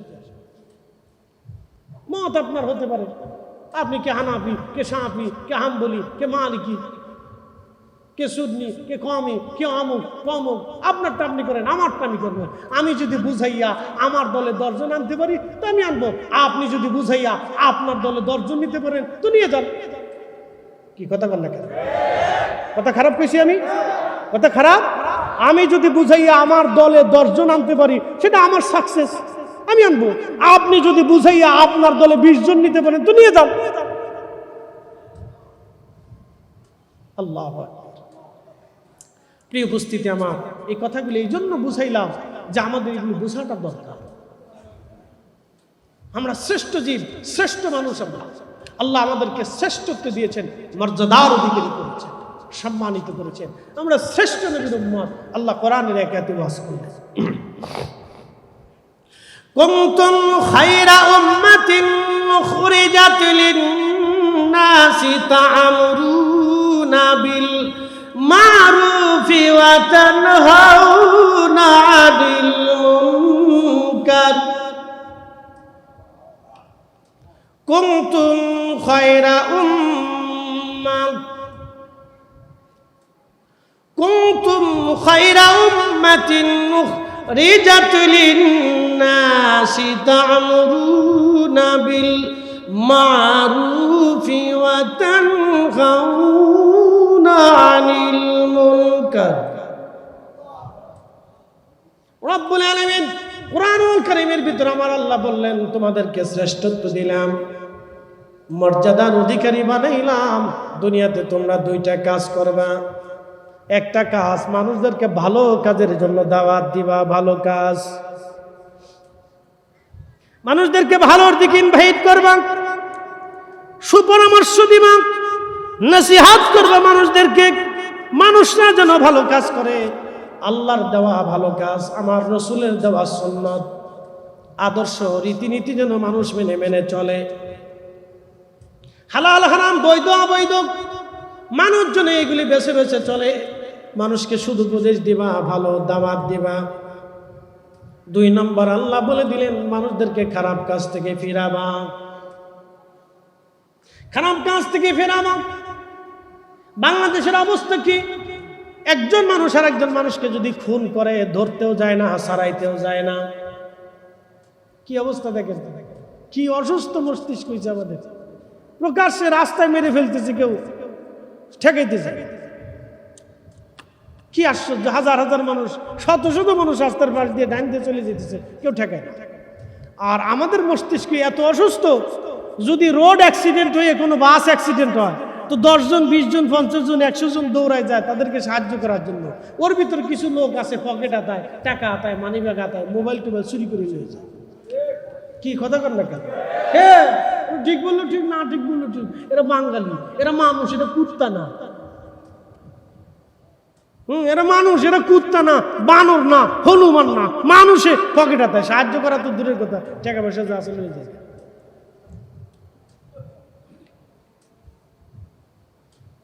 এই অবস্থা। মুসলমান খুব মনোযোগ দিবেন। রব্বুল আলামিন বললেন, ওয়া তানহাউনা আনিল মুনকার, তোমরা মানুষদেরকে খারাপ কাজ থেকে ফেরাবে, মানুষ যেন খারাপ কাজ না করে। সেই জন্য আইন প্রয়োগকারী সংস্থা যারা আছে, তারা মানুষদেরকে খারাপ কাজ থেকে একেবারে আইনের প্রয়োগ দিয়ে তারা ফিরাইয়া রাখবে। এটাও আল্লাহ প্রদত্ত তাদের উপরে দায়িত্ব। কথা বলেন ঠিক কিনা? আমাদের দেশে পুলিশ, সিআইডি, বিজিবি, সেনাবাহিনী, এরপরে কি আরো যত আইন প্রয়োগকারী সংস্থা আছে, তাদের দায়িত্ব হচ্ছে আল্লাহর দেওয়া বিধান অনুযায়ী তাদের কাজ হচ্ছে মানুষদেরকে খারাপ কাজ থেকে তাদের আইন দিয়া, শক্তি দিয়া ফিরাইতেই হবে। এটা আল্লাহর দেওয়া তাদের উপরে দায়িত্ব, আমাদের দেওয়া না, আল্লাহর দেওয়া। কার দেওয়া? না না, একসাথে বলেন, কার দেওয়া? আল্লাহর দেওয়া দায়িত্ব। আমার যেখানে হাত দিয়ে এটাকে প্রয়োগ করা আমার যে ক্ষমতা নাই, সেই ক্ষমতা আইন প্রয়োগকারী সংস্থার উপরে আছে। কি কথা ঠিক আছে না? আমার নাই, কিন্তু ওনাদের আছে। তা আমি যেটা পারবো না, তারা সেটা পারবে। যেহেতু আমি এই কাজ পারতেছি না, তারা পারতেছে। সমাজ যেটা পারে না, তারা পারে। রাষ্ট্র যেটা পারে না, তারা পারে। অতএব রাষ্ট্রের বিধান অনুযায়ী, আল্লাহর কোরআনের আইন অনুযায়ী তারা সেই কাজটাকে তাদের শক্তি দিয়া প্রতিহত করে। কিন্তু আমরা স্বাধীনতার পর থেকে এই আইন প্রয়োগকারী সংস্থাকে আমরা স্বাধীনতা দিতে পারিনি, তাদেরকে পরাধীন বানাই রেখেছি। বাংলাদেশ কত দোয়া করতেছি, কাজ হয় না। কত দোয়া করি, আল্লাহ দেশের উপর রহমত দাও, আল্লাহ দেও দেও দেও। আল্লাহকে তোরা এখনো ঠিক হইছিস? অ্যাক্সিডেন্ট হইলে পকেট হাতায় চুরি করে লইস, মসজিদে জুতা চুরি করিস, মসজিদের ফ্যান চুরি করে লইস, মসজিদের দানের বাক্স চুরি করে লইস। কি কথা কর না কেন? জোরে কর। মসজিদে জুতা চুরি, মসজিদে জুতা চুরি। আমার ঢাকাতে 3-4 হাজার মুসল্লি প্রত্যেক জুমাতে, আমাদের হাউজিং মসজিদ মুসল্লি হয় হবে, প্রত্যেক জুমায় জুতা চুরি। আচ্ছা, কোন তো ঠেকাইব কেনা? চোরও নামাজে আসে, মুসল্লিও নামাজে আসে, ওখানে এগার বাদ দিয়ে নামাজ বাদ দিয়ে পাহারা দেবো কেন? কে পাহারা দিবে? জুতা চুরি আছে। আমার মসজিদের দেওয়াল কাইটিয়ে, দুঃখিত, ওই দেওয়ালের সাথে কি করে জানালা কাটছে, ভিতরে আলমারি আছে, আলমারি 3 তালা ভাঙছে। মসজিদে অনেক টাকা উঠে, এই কয়েক লক্ষ টাকা ওই আলমারির ভিতর থেকে চোরে কাইটে চুরি করে লেগেছে। মুতল্লি মহোদয় বললেন, হুজুর একটু দোয়া করে দেন যাতে চোরে টাকা ফেরত পাঠায়। আমি বললাম, যেই চোরে জানালা কাটছে, 3 তালা কাটছে, এরপরে টাকা চুরি করে লেগেছে, আমার দোয়া ওই চোরে টাকা ফেরত দিত না। বাংলাদেশ কি বাংলাদেশ? একটা দেশে বাস করি, চিন্তা করেন আল্লাহর ঘর নিরাপত্তা। আমি মালয়েশিয়ার গেন্তিং হাইল্যান্ড থেকে আসার সময় চাইনাদের তৈরি করা বৌদ্ধ মন্দিরে গেলাম দেখার জন্য। ভাইবেন না ওনে যে আমি আবার হুজা টুজা দিতে গেছি, মন্দির দেখার জন্য গেলাম। তা আমার দেখে বৌদ্ধরা চিন্তা করে এই হুজুর কোত্থেকে আসলে, জব্বাজব্বি গায়ে দিয়ে গেছে। আমি চিন্তা করলাম দেখে আসি। বাপ, একটা কথা শুনে রাখেন, বৌদ্ধ তারা চাইনিজ বুদ্ধিস্টরা তারা তাদের মন্দিরটা তৈরি করছে শত শত কোটি টাকা খরচ করে, পাহাড় কেটে খুব সুন্দর মনোরম পরিবেশে চমৎকার করে একটা মন্দির তৈরি করে তারা পূজা অর্চনা করে, তারা তাদের ধর্মের শিক্ষা দীক্ষা ওখান থেকে দেয়। অথচ বাইতুল মুকাররম মসজিদ স্বাধীনতার পরে না আগে তৈরি হলো, যে মসজিদ সেটে আছে, নিজ দিয়ে এত মার্কেট, এত টাকা উঠলো, মসজিদের তকদিরের পরিবর্তন হইল না। আজও পর্যন্ত মসজিদটাকে সুন্দর বানাইতে পারলাম না, মসজিদের চেকেও চুরি হয়ে যায়। ঠিক কর না কে? আসতে কন কে? জোরে বলেন। চুরি যদি না হয় তো মসজিদ পরিবর্তন হয় না কে? দেশের এত মসজিদ পরিবর্তন হলো, বাইতুল মুকাররমের তকদিরের পরিবর্তন হলো না, কারণটা প্রিয় ভাই আমার, কাকে বলবেন কি বুঝাবেন জানি না। এই জন্য আমাদের পরিবর্তন হওয়ার দরকার, আমাদের পরিবর্তন হতে হবে। আমরা আজকে থেকে সিদ্ধান্ত নেব, আমরা আমাদের সন্তানদেরকে শিখাবো। প্রত্যেকের সন্তানকে শিখাবেন, নাতিকে শিখাবেন, পুতিকে শিখাবেন, মিথ্যা বলা যাবে না, অন্যায় করা যাবে না, জুলুম করা যাবে না, অন্যের মাল নেওয়া যাবে না, চুরি করা যাবে না, হারাম করা যাবে না, সম্পদ নষ্ট করা যাবে না, দুর্নীতি করা যাবে না, কোনো মানুষকে ঠকানো যাবে না। এই নীতিমাত্র যদি শিখাইতে পারেন তাহলে আপনি সুখে থাকবেন, আপনার সন্তানরা সুখে থাকবে, আমার দেশ ভালো হবে, সমাজ সুন্দর হবে। কথা বলেন ঠিক না? আমাদের সময়কে পরিবর্তন হতে হবে। আল্লাহ আমাদেরকে পরিবর্তন হওয়ার তৌফিক দান করুন। বলেন মুসা আলাইহিস সালামের উম্মত মনে আছে নি আপনাদের? চলে যাই মুসা আলাইহিস সালামের কাছে। সাইয়েদুনা হাজরাতে মুসা নবী রব্বুল আলামিনের দরবারে বলেন, আল্লাহ আমার উম্মত জীবনে একটা গুনাহ করে নাই, ভুল একটা করেছিল, একটা ভুলের জন্য তওবা করেছে, নিজের চোখ নষ্ট করে ফেলে দিয়েছে। আল্লাহ আমি তাকে নিয়ে তোমার দরবারে হাত বাড়াইছি, বহুদিন তুমি বৃষ্টি দাও না। আল্লাহ তোমার আকাশ থেকে এই জনপদের জন্য রহমতের বৃষ্টি দাও। ঠিক তখনই ওই উম্মত হাত বাড়ায় বলতেছে, হে রব আমি হাত বাড়াইছি, আল্লাহ আপনি আমারে ফেরত দিয়েন না। আল্লাহ আমি জানি বহুদিন বৃষ্টি হয় না, বৃষ্টির অভাবে পশু পাখিদের কষ্ট হয়, বৃষ্টির অভাবে গাছ তরুলতার কষ্ট পায়, তোমার সৃষ্টি কষ্ট পায়। আল্লাহ তোমার দরবারে হাত বাড়াইছি, বৃষ্টি না দেওয়া পর্যন্ত আজকে হাত নামাবো না। ইমাম আবুল ফারাজ ইবনুল জৌজি রাহিমাহুল্লাহ বলতেছেন, ঠিক আল্লাহর আকাশ থেকে অবারিত ধারায় রহমতের বৃষ্টি একাধারে 7 দিন পর্যন্ত নামতে লাগলো। চিৎকার মেরে জোরে বলেন না মারহাবা। সালাতুন ইয়া রাসূলুল্লাহ আলাইকুম সালামুন ইয়া আহা সালাতুন ইয়া রাসূলুল্লাহ আলাইকুম সালামুন ইয়া হাবিবাল্লাহ আলাইকুম সালাতুন ইয়া রাসূলুল্লাহ আলাইকুম সালামুন ইয়া হাবিবাল্লাহ আলাইকুম। আমাদের সময় তো হয়ে গেছে না, আমি শেষ করি। প্রিয় উপস্থিতি, আমাদের জমাতের সময় কাছে, এরপরে আমাদের তাই হিসেবে আসবেন, আলোচনা করবেন ইনশাল্লাহ, চমৎকার ওয়াজ শুনবেন। সুন্দর আলোচনা করবেন, আল্লাহ তৌফিক দিক। সকলে বলে না আমিন। চলবে না বন্ধ হবে? আওয়াজ দুর্বল, জোরে বলে চলবে, চলবে, চলবে, চলবে। বেদাতের ফতোয়ার গোষ্ঠী কিলাই যতদিন আমরা আছি, যতদিন উম্মত হিসেবে থাকবো, ততদিন পর্যন্ত নবীর মিলাদের মাহফিল হাত উঁচু করে বলেন চলবে। কথা বলেন ঠিক না বেঠিক? চালাইতেই হয়। যদি আজকে মাহফিল না চলতো তাহলে আমার এই কথা আপনারা শুনতে পারতেন। ঠিক আছে কি না? 10টা কথার একটা কথা তো ভালো লাগতেও পারে, 10 জন না মানলে একজন তো মানতেও পারে।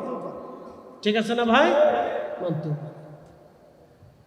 হযরত মুসা নবীর উম্মত হাত বাড়িয়ে দোয়া করলেন, আল্লাহ বৃষ্টি যদি না দাও আমি হাত নামাবো না।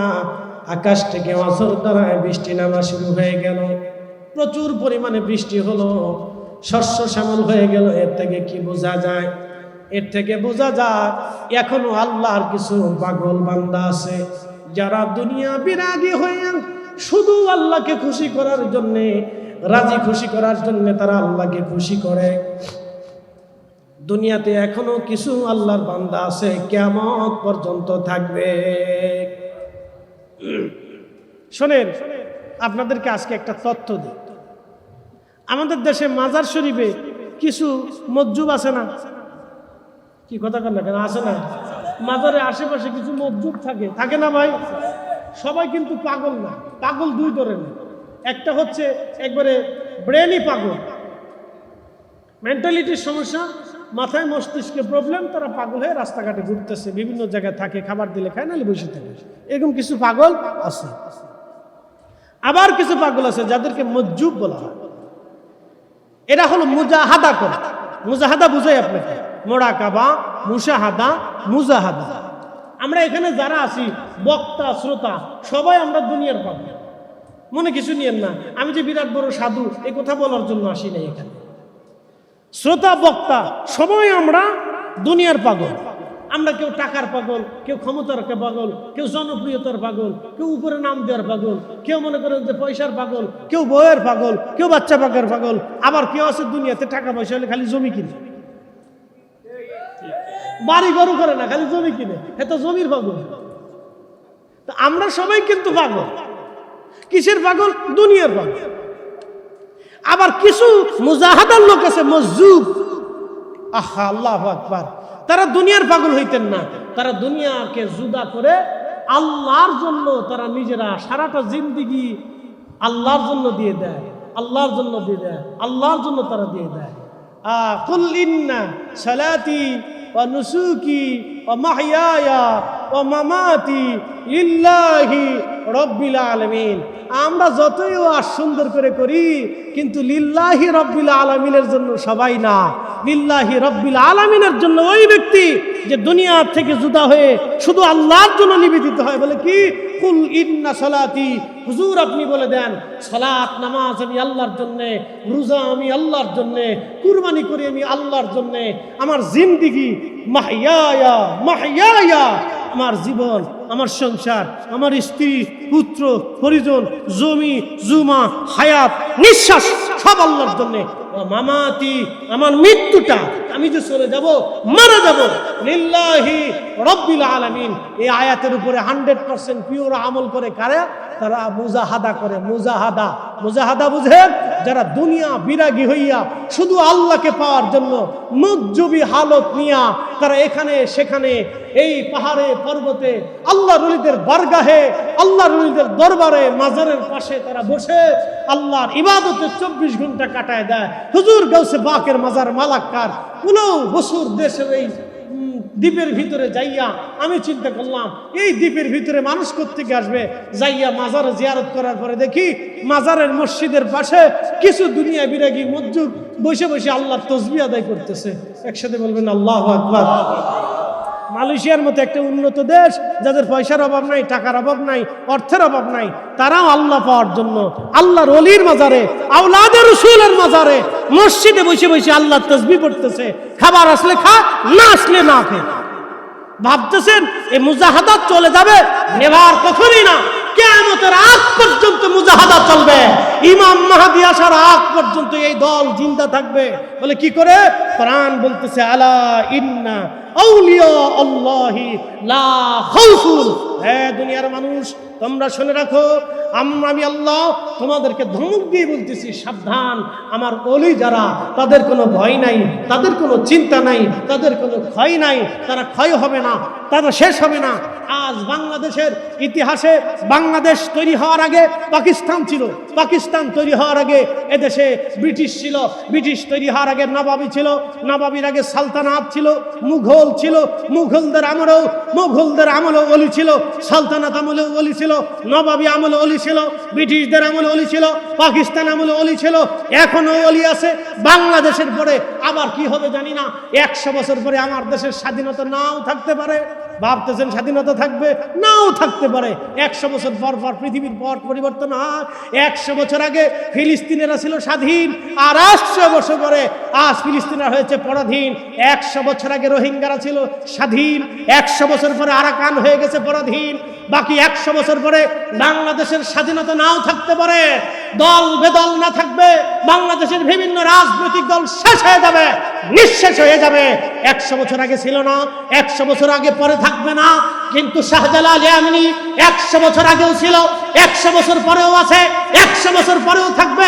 কাদেরি আছে, চিশতি আছে, নকশবন্দি আছে, মুজাদ্দিদি আছে।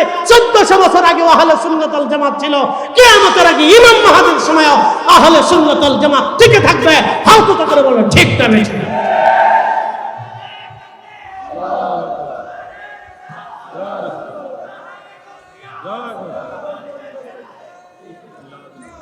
আল্লাহ আমাদেরকে বোঝার তৌফিক দান করুন, বলেন আমিন। কথা শেষ। হ্যাঁ, আমরা নামাজটা দিয়ে হুজুর নাকি রাউজান ফেলাইছে, আধা ঘন্টা সময় আমরা করব।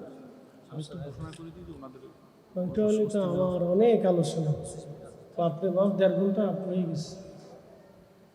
এরপর যদি আর আমি তো টার্গেট নিয়ে আলোচনা করতেছি। আচ্ছা, আমার 10 মিনিট। আচ্ছা আচ্ছা, নামাজ পড়তে পড়তে এসে পড়বো। আমরা থাকবো না, কিন্তু অলিরা থাকবে। এই আসতে কোন কেন, ডরে এখন নাকি ভয় পান? ফয়সালা কি আমার বাবার 14 গোষ্ঠীর? আল্লাহর ফয়সালা, আল্লাহর। আকাশ ভেঙে যাবে, জমিন শুকিয়ে যাবে, সাগর শেষ হয়ে যাবে, ফয়সালা রব্বে করিমের দরবার থেকে পরিবর্তন হবে না। লা তাবদীলা কালিমাতিল্লাহ, আল্লাহর ফয়সালার কোনো পরিবর্তন নাই। লা তাবদীলা কালিমাতিল্লাহ, আল্লাহর কালামের কোনো পরিবর্তন নাই। কোরআনে যাহা ফয়সালা দিয়েছে এটাই হবে। কথা কোন নাকি ঠিক কিনা? ওলি কি থাকবে না? জোরে বলেন, ভয় পায় বলবেন না। ওলি থাকবে, হাত উঁচা করে বলেন থাকবে। থাকবেনি। তো ওলি যদি থাকে তাহলে তরিকাও থাকবে। কথা কোন নাকি ঠিক কিনা? ওলি যদি থাকে তাহলে মনে রাখবেন আহলে সুন্নাত ওয়াল জামাত। চিন্তার কারণে অনেকে টেনশনে পড়ে গেছে, কি হয় না হয়। আমাকে দূর সাদা কিচ্ছু হবে না, কিচ্ছু। ওটা কিয়ামত পর্যন্ত আল্লাহ চালাবে, তা আমরা চালাবো না, উনি চালাবে। ওলি আমরা তৈরি করি না, উনি তৈরি করেন। দুনিয়ার মানুষ যদি ভোট দিয়ে ওলি তৈরি করতো তাহলে বাংলাদেশে বিশ্বযুদ্ধ লেগে যেত। কথা কন না কেন? বাংলাদেশে কি যুদ্ধ লাগতো? বিশ্বযুদ্ধ। যদি ভোট দিয়ে ওলি বানানো যাইতো বাংলাদেশে বিশ্বযুদ্ধ লাগতো, বিশ্বযুদ্ধ, ঘরে ঘরে যুদ্ধ লাগতো। মাপ রে মাপ, ওলি বানাইতে হবে। আমার অলি, তোমার অলি, অমুক ভাই তমুক ভাই, অমুক অলির মার্কা কি, ওই বদনা সারা আছে। নির্বাচন দিয়ে অলি হওয়া যায় না, ভোটাভুটি দিয়ে অলি হওয়া যায় না। অলি আল্লাহ নির্বাচন করে। কে নির্বাচন করে? আল্লাহ। এই আমাকে দেখতেছেন, আমি এখানে আসবো, আমি নিজেও কোনোদিন জানতাম। কত দিকে গেছি, কোনো দিকে হয় না। ব্যবসায় গেছি, ব্যবসা হয় না। চাকরিতে গেছি, চাকরি হয় না। সেনাবাহিনীতে গেছি, তাও হয় না। আমি ক্যাডেট করে একজন ভালো ক্যাডেট ছিল। সেনাবাহিনীর আলিম পাস করার পরে সেনাবাহিনীর চাকরি নেব চলে গেছি, হয়েও গেছে পড়ায়। মা কয় না, তা হবে না, তোর আব্বার মানত ছিল তোকে আলেম বানাবে, চলে যা মাদ্রাসা, চাকরি লাগবে না, না খেয়ে থাকবো তো মাদ্রাসায় চলে যা। তো ভর্তি করে দিল বিশ্ব জাকের মধ্যে। তখন খুব অভাব ছিল, খুব কষ্টে দিন গেল, খেয়ে না খেয়ে মাদ্রাসার মধ্যে পড়ে দেয়। আমার বন্ধু বান্ধবরা বিভিন্ন জায়গায় চলে গেল। কয়েকজন বন্ধু সেনাবাহিনীর অফিসার একজন, পুলিশের অফিসার একজন, একজন আছে প্রায় কি বলে লেকচারার ইউনিভার্সিটি। অনেক ভালো ভালো স্থানে বন্ধুরা আছে, কেউ নর্মালেও আছে, কেউ ব্যবসায়িক আছে, বিভিন্ন বড় বড় অফিসারও আছে। তা আমি হুজুর হয়েছি, আমার এরা ফোন দেয়, দোস্ত কেমন আছে? ভালোই আছি। তুমি হুজুর হয়ে গেলা, আমরা হইতে পারলাম না। বলে আল্লাহ আমারও বলাইছে, করার কি আছে? সবাইকে আল্লাহ নির্বাচন করে, যাকে পছন্দ করে তাকে করে। সবাই যদি আলেম হয় তো পুলিশ হবে কি? সমাজ যদি পুলিশ হয় তো আপনার এই জনগণ হবে কি? সবাই যদি ইমাম হয় তো মুসল্লি হবে কে? সমাজ যদি ইঞ্জিনিয়ার হয় তো মানে রোজগার হবে কে? সমাজ যদি প্রাইভেট কার চালায় তো রিক্সা চালাবে কে? সমাজ যদি রিক্সা চালায় তো বিমান চালাবে কে? সবাই যদি ধনী হয় তো গরিব হবে কে? গরিব আল্লাহ কেন বানাইছে জানেন? ধনীর উপকার করার জন্য। গরিব না হইলে ধনীর জমানে মুখে ভাত জুটত না। আস্তে কান কেন জোরে বলেন। এই কাপড় বানিয়ে দিয়েছে গরিব, গরিব। আমার পাগড়ি বানিয়ে দিয়েছে গরিব। আমার চশমা বানানোর জন্য গরিবের অবদান। আমার এইখানে বসার জন্য গরিবের অবদান। এই মাইক আসার জন্য গরিবের অবদান। এদেশে বিল্ডিং হওয়ার জন্য গরিবের অবদান। এদেশের আপনার বড় বড় অফিসার হওয়ার জন্য গরিবের অবদান। শিক্ষা প্রতিষ্ঠান হওয়ার জন্য গরিবের অবদান। ভালো মন্দ শাক তরুলতা তরি তরকারি খান, গরিবের অবদান। মরিচ খেতে আমাকে যদি পাঠান, আমি বাপ করে সালাম দিয়ে চলে কোনো মরিচ খেতে আমি কাজ করতে পারবো না, কারণ শরীর পুরে। কি পুরা পুরে মরিচ খেতে গেলে বাপ, গরিব মানুষ পুরে পুরে মরিচ বাছাই করে আপনার কাছে মরিচ পাঠা, পেঁয়াজ পাঠা। এই মাঠে ঘাটে এই পর্যন্ত প্রচন্ড শীতের ভিতরে আপনি কম্বল কাঁথা নিয়ে যখন ঘুরান, তখন এই গরিব এই পর্যন্ত মাটির ভিতরে নেমে তারপরে ধান চাষ করে আপনার মুখের উপরে খাবার পাঠা। গরিব গরিব গরিব বানাইছে আল্লাহ ধনীর উপকারের জন্য। এই ধনী যদি গরিব মানুষকে এনকার করে আর গরিব বলে দূরে তালায় দেয়, আমি মনে করি ও কুকুর আর শুয়োরের চাইতে নিকৃষ্ট। কথা ধনীও কিসের ধনী মিয়া? ও কুত্তা শুয়োরের চাইতে নিকৃষ্ট।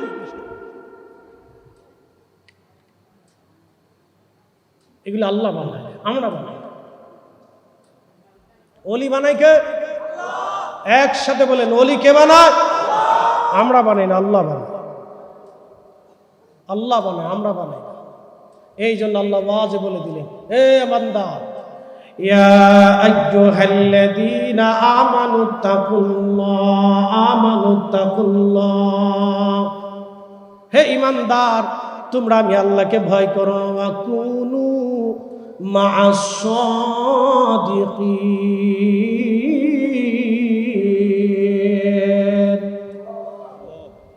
বলেন ভিখারি কে বানায়? না না, জোরে বলেন কে বানায়?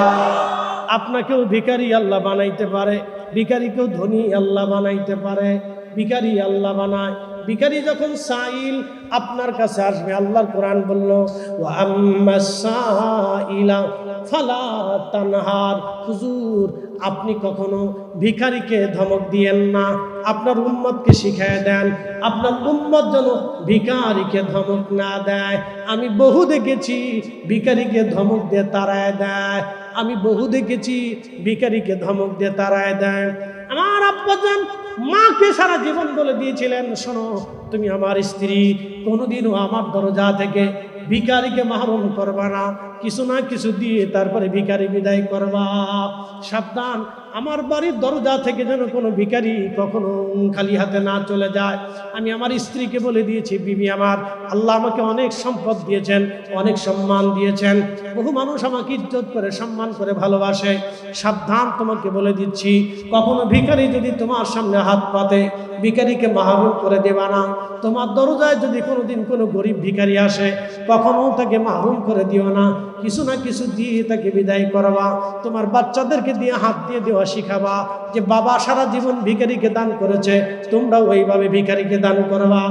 আল্লাহর নবী বললেন, আমার উম্মত কিয়ামতের ময়দানে একদল মানুষ আল্লাহর সামনে দাঁড়াবে।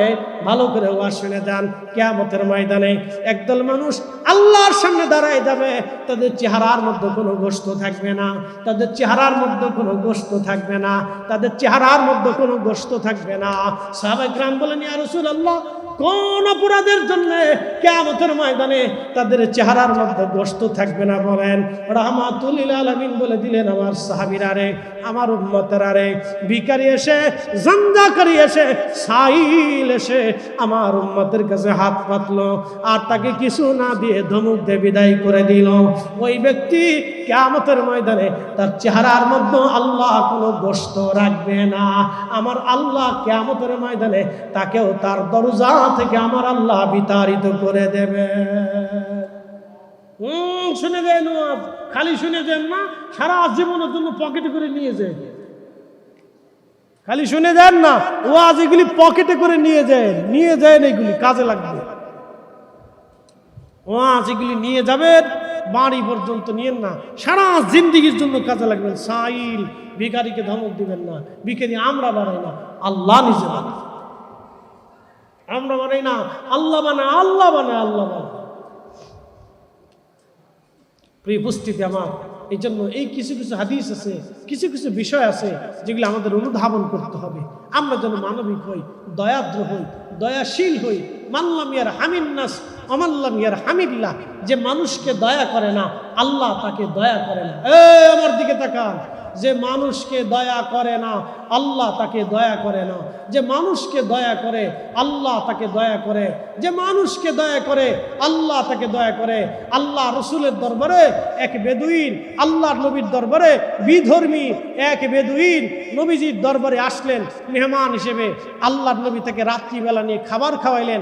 খাবার খাওয়াইয়া সুন্দর করে বিশ্রামের জায়গা করে দিলেন। রাত্রিবেলা মেহমান ঘুমাইছে, কিন্তু বেশি অতিরিক্ত খাওয়ার কারণে তার পেটে প্রবলেম দিয়েছে। প্রবলেম দেওয়ার পরে সে বাথরুম খুঁজে না পেয়ে বিছনার ভিতরেই সেই তার বাথরুম হয়ে গেছে। অসুস্থতার কারণে মানুষের হতেই পারে এরকম, হয়ে গেছে। হয়ে যাওয়ার পরে সেই বেদুইন, সে বিধর্মী চিন্তা করলো, হায় হায় হায়, আমি তো আমার যিনি মেজবান তার বাড়ি নষ্ট করে ফেলেছি, বিছানা শেষ করে দিয়েছি। সকালবেলা যদি উনি দেখে তো আমাকে শাস্তি দিবে, এই ডর করে সে খুব অন্ধকারেই বের হয়ে রানা হয়ে চলে গেল। কিন্তু তার তলোয়ারটা রেখে চলে গেল। তলোয়ারের মুঠিটা স্বর্ণ দিয়ে বানানো ছিল, তো দামি তলোয়ার। বিধর্মী চিন্তা করলো, আর ইজ্জত যাক আর যাক, তলোয়ারটা নিয়ে আসি, না হয় একটা থাপুর সপুরি তো মারবে, গালি মন্দই তো দিবে, এর তো আর বেশি কিছু না, আমার দামি তলোয়ারটা রেখে আসছি। বিধর্মী হাঁটতে হাঁটতে হাঁটতে হাঁটতে হাবিবে কিবরিয়ার বাড়ির দিকে আসতেছে। ঠিক আসার সময় দেখে এক ভদ্রলোক, একজন ব্যক্তি পানি দিয়ে কাপড় চুপড় ধুচ্ছে। কাছে এসে দেখে, যিনি আমাকে রাত্রিবেলা খুব আদর করে খাওয়াইছেন, তিনি আমার বিছানা, যেই বিছানায় আমি পায়খানা পেশাব করে দিয়েছি, সেই বিছানায় তিনি নিজের হাতে পরিষ্কার করতেছে। একসাথে বলবেন আল্লাহু আকবার। হয় না? আরো জোরে, আরো জোরে, জোরে জোরে। তিনি রাহমাতুল লিল আলামিন, আমাদেরকে শিক্ষা দিয়েছেন মানবতা। এগুলি বাদ দিয়ে আমরা হয়েছি তৌহিদি জনতা। আর একজনের বাড়ি আগুন দিয়ে দেই, মাজারে আগুন দিয়ে দেই, দরগায় আগুন দিয়ে দিই, নাম দিছি তৌহিদি জনতা। তো মানে তৌহিদ শিখেছে কেন বেটা?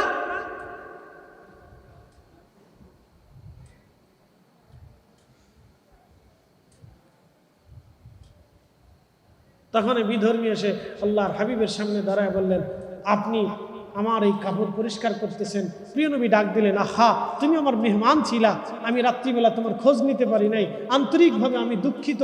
আমার দায়িত্ব ছিল তোমার খোঁজ নেওয়া, তুমি কষ্ট পেয়েছো, তোমাকে আমি হেল্প করতে পারি নাই, সাহায্য করতে পারি নাই, তুমি মনে কষ্ট নিয়ে না। তখন এই বিধর্মী বলতেছি, ইয়া রাসূলুল্লাহ, আমার আর বুঝার বাকি নেই, আপনিই নবী, আপনিই নবী, আমাকে পড়ায় দেন সেই কালেমা, যেই কালেমার দাওয়াত নিয়ে আপনি এসেছেন। তখন আল্লাহ নবী পড়ায় দিলেন, পড়ো, লা ইলাহা ইল্লাল্লাহু মুহাম্মাদুর রাসূলুল্লাহ সাল্লাল্লাহু আলাইহি ওয়াসাল্লাম।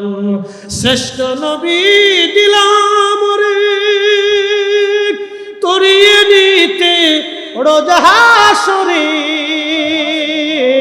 শ্রেষ্ঠ নবী দিলাম রে তরিয়ে নিতে রোজ হাসরে।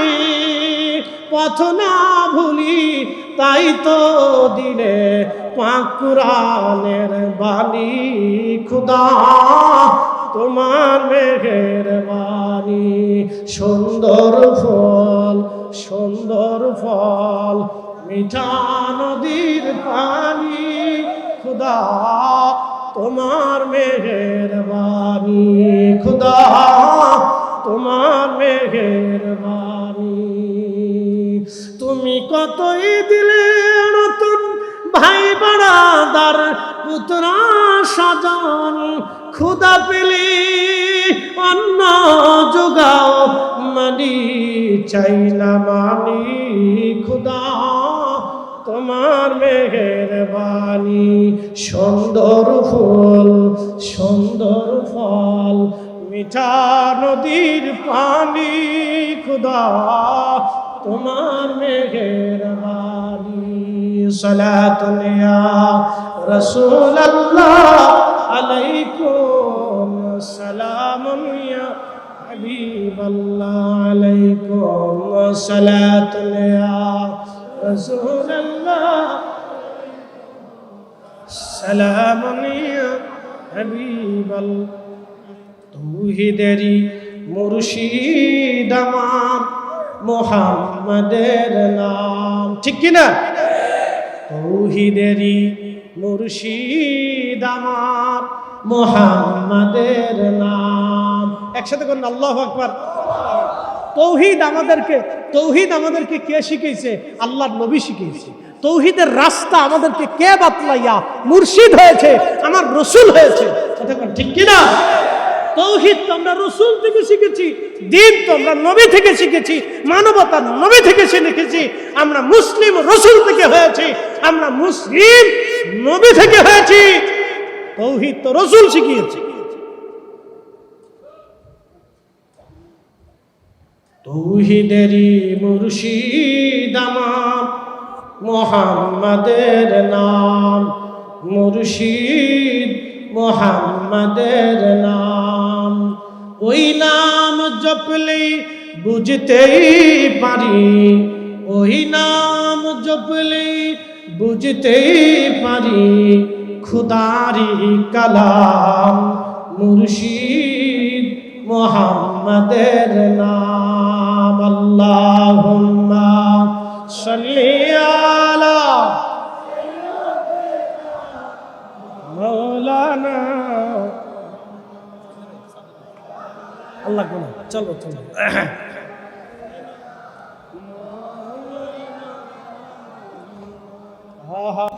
খুব মনোযোগ দিবেন এটা ছিলেন রহমতের নবীজি অ্যাটেনশন আমার দিকে তাকান আল্লাহর নবীর মসজিদে নববীতে এক ইহুদি আসছে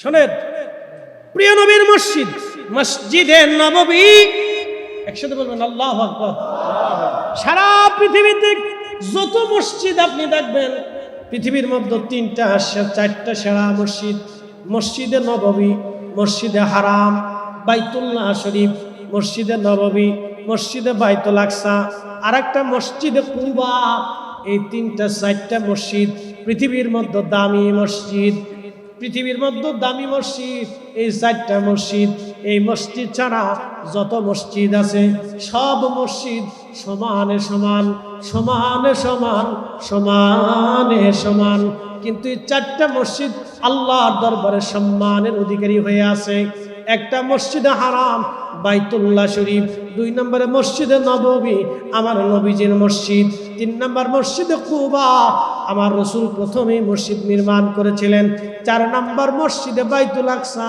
যে মসজিদে 70,000 নবী নামাজ পড়েছেন হযরত সাইয়্যিদুনা ইয়াকুব আলাইহিস সালাম এই মসজিদ নির্মাণ করেছিলেন কিন্তু সারা পৃথিবী যদি আপনি খুঁজে খুঁজে দেখেন কোন মসজিদে রিয়াজুল জান্নাহ পাবেন না একটা মসজিদে রিয়াজুল জান্নাহ হবে কোন মসজিদ মসজিদে নববী যেই মসজিদ আমার নবীজি হুজরা শরীফ থেকে মিম্বার শরীফ পর্যন্ত যদি কোনো দিন মসজিদে নববীতে যান রওজা শরীফ থেকে মিম্বার শরীফ পর্যন্ত রিয়াজুল জান্নাহ এই রওজা শরীফে ঘুমিয়ে আছেন আমার নবী এই রওজা শরীফটাই ছিল আম্মা জানা আয়েশা সিদ্দিকা রাদিয়াল্লাহু আনহার হুজরা বারগা। এখানে নবীজি আম্মা জানকে নিয়ে বসবাস করতেন। এখানেই ছিল আম্মা জানের হুজরা, এখানেই আল্লাহর নবীর বাড়ি। এই ঘরের বাম পাশের দিকে যদি তাকান একটা দরজা পাবেন, দরজার নাম বাবে জিব্রাইল। এই দরজা দিয়ে জিব্রাইল আলাইহিস সালাম আসতো। এই দরজার আর একটু আগে যদি আপনি আসেন পাবেন বাবুন নিসা, মহিলারা এই দরজা দিয়ে এসে আম্মাজানের কাছে বলতো আম্মাজান আমরা এই মাসালা জানতে চাই। তখন আম্মাজান বলতো ইয়া রাসূলুল্লাহ মহিলা সংক্রান্ত এই মাসালা আপনি বলে দেন। তখন আল্লাহর নবী বলে দিতেন আম্মাজান আয়েশা, আম্মাজান উম্মে সালমা, আম্মাজান হাবিবা, আম্মাজান সাউদা রিদওয়ানুল্লাহি তাআলা আলাইহিম, আমার নবীর বিবিগণ, আমাদের মাগণ এখান থেকে নারীদেরকে দ্বীন শিক্ষা দিতেন। একবার জোরে বলা যাবে কি মারহাবা। শোনেন, মসজিদে নববী যেখানে রসুল ঘুমিয়েছে এখানে ছিল আল্লাহ রসুলের বাসস্থান, এখানে নবী থাকতেন। এখান থেকে মিম্বার শরীফ পর্যন্ত রিয়াজুল জান্নাত, জান্নাতের বাগান। যদি এখানে নামাজ পড়েন তাহলে বুঝবেন আপনি জান্নাতে নামাজ পড়েছেন। এইখানে যদি দোয়া করেন তাহলে বুঝবেন আপনি জান্নাতে বসে বসে দোয়া করেছেন। একসাথে বলবেন আল্লাহু আকবার। এখন প্রশ্ন করি, জবাব দিবেন রিয়াজুল জান্নাহ কেন হলো? নবীজি বারবার বাইতুল আকসা ৭০,০০০ নবী আসলো, রিয়াজুল জান্নাহ নাই। হারামাইন শরীফে ২,২৪,০০০ নবী তাওয়াফ করলো, কিন্তু রিয়াজুল জান্নাহ নাই। এই মুসল্লি আমার দিকে তাকান, শুনে যান। বাইতুল্লাহ শরীফের মুতাফের ভিতরে ৩৬০ জন নবীর মাজার। একসাথে বলবেন আল্লাহু আকবার। কত না ওয়াজ মুখস্থ করে দিয়েছে, কতজন নবী? ৩৬০ জন নবীর মাজার মুতাফের ভিতরে, কাবা শরীফের মুতাফের ভিতরে ৩৬০ জন নবীর মাজার। একেবারে দরওয়াজাতে হযরত ইসমাঈল আলাইহিস সালামের মাজার, তার পাশে হযরত নূহ আলাইহিস সালামের মাজার। এর পাশে যদি আসেন মাকামে ইব্রাহিম আলাইহিস সালামের মাকাম।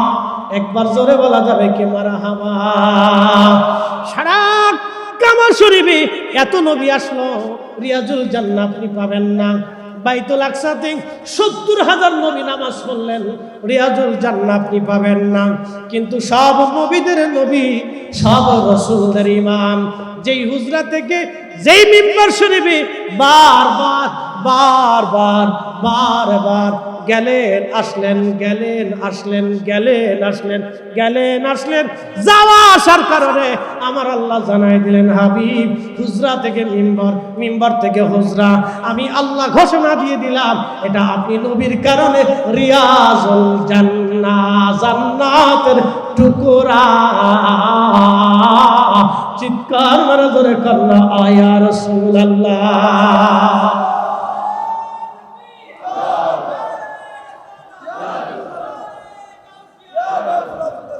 হ্যাঁ,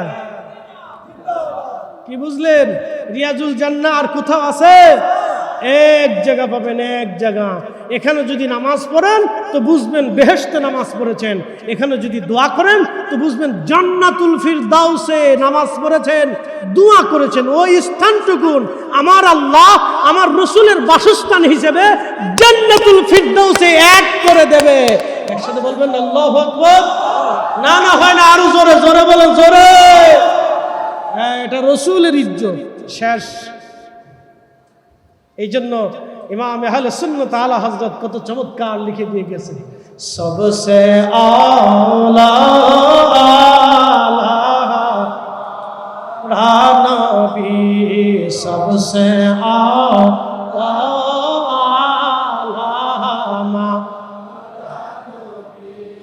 सबसे भाला नबी, सबसे भाला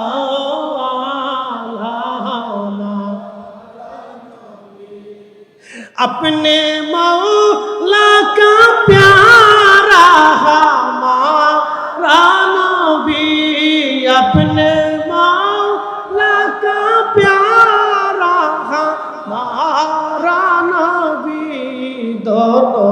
आलम का दूल्हा मारा नबी दोनों आलम का दूल्हा मारा नबी सबसे आला हमारा नबी सबसे आला हमारा नबी। अलविदा, अस्सलामु अलैकुम व रहमतुल्लाहि ताला व बरकातहू।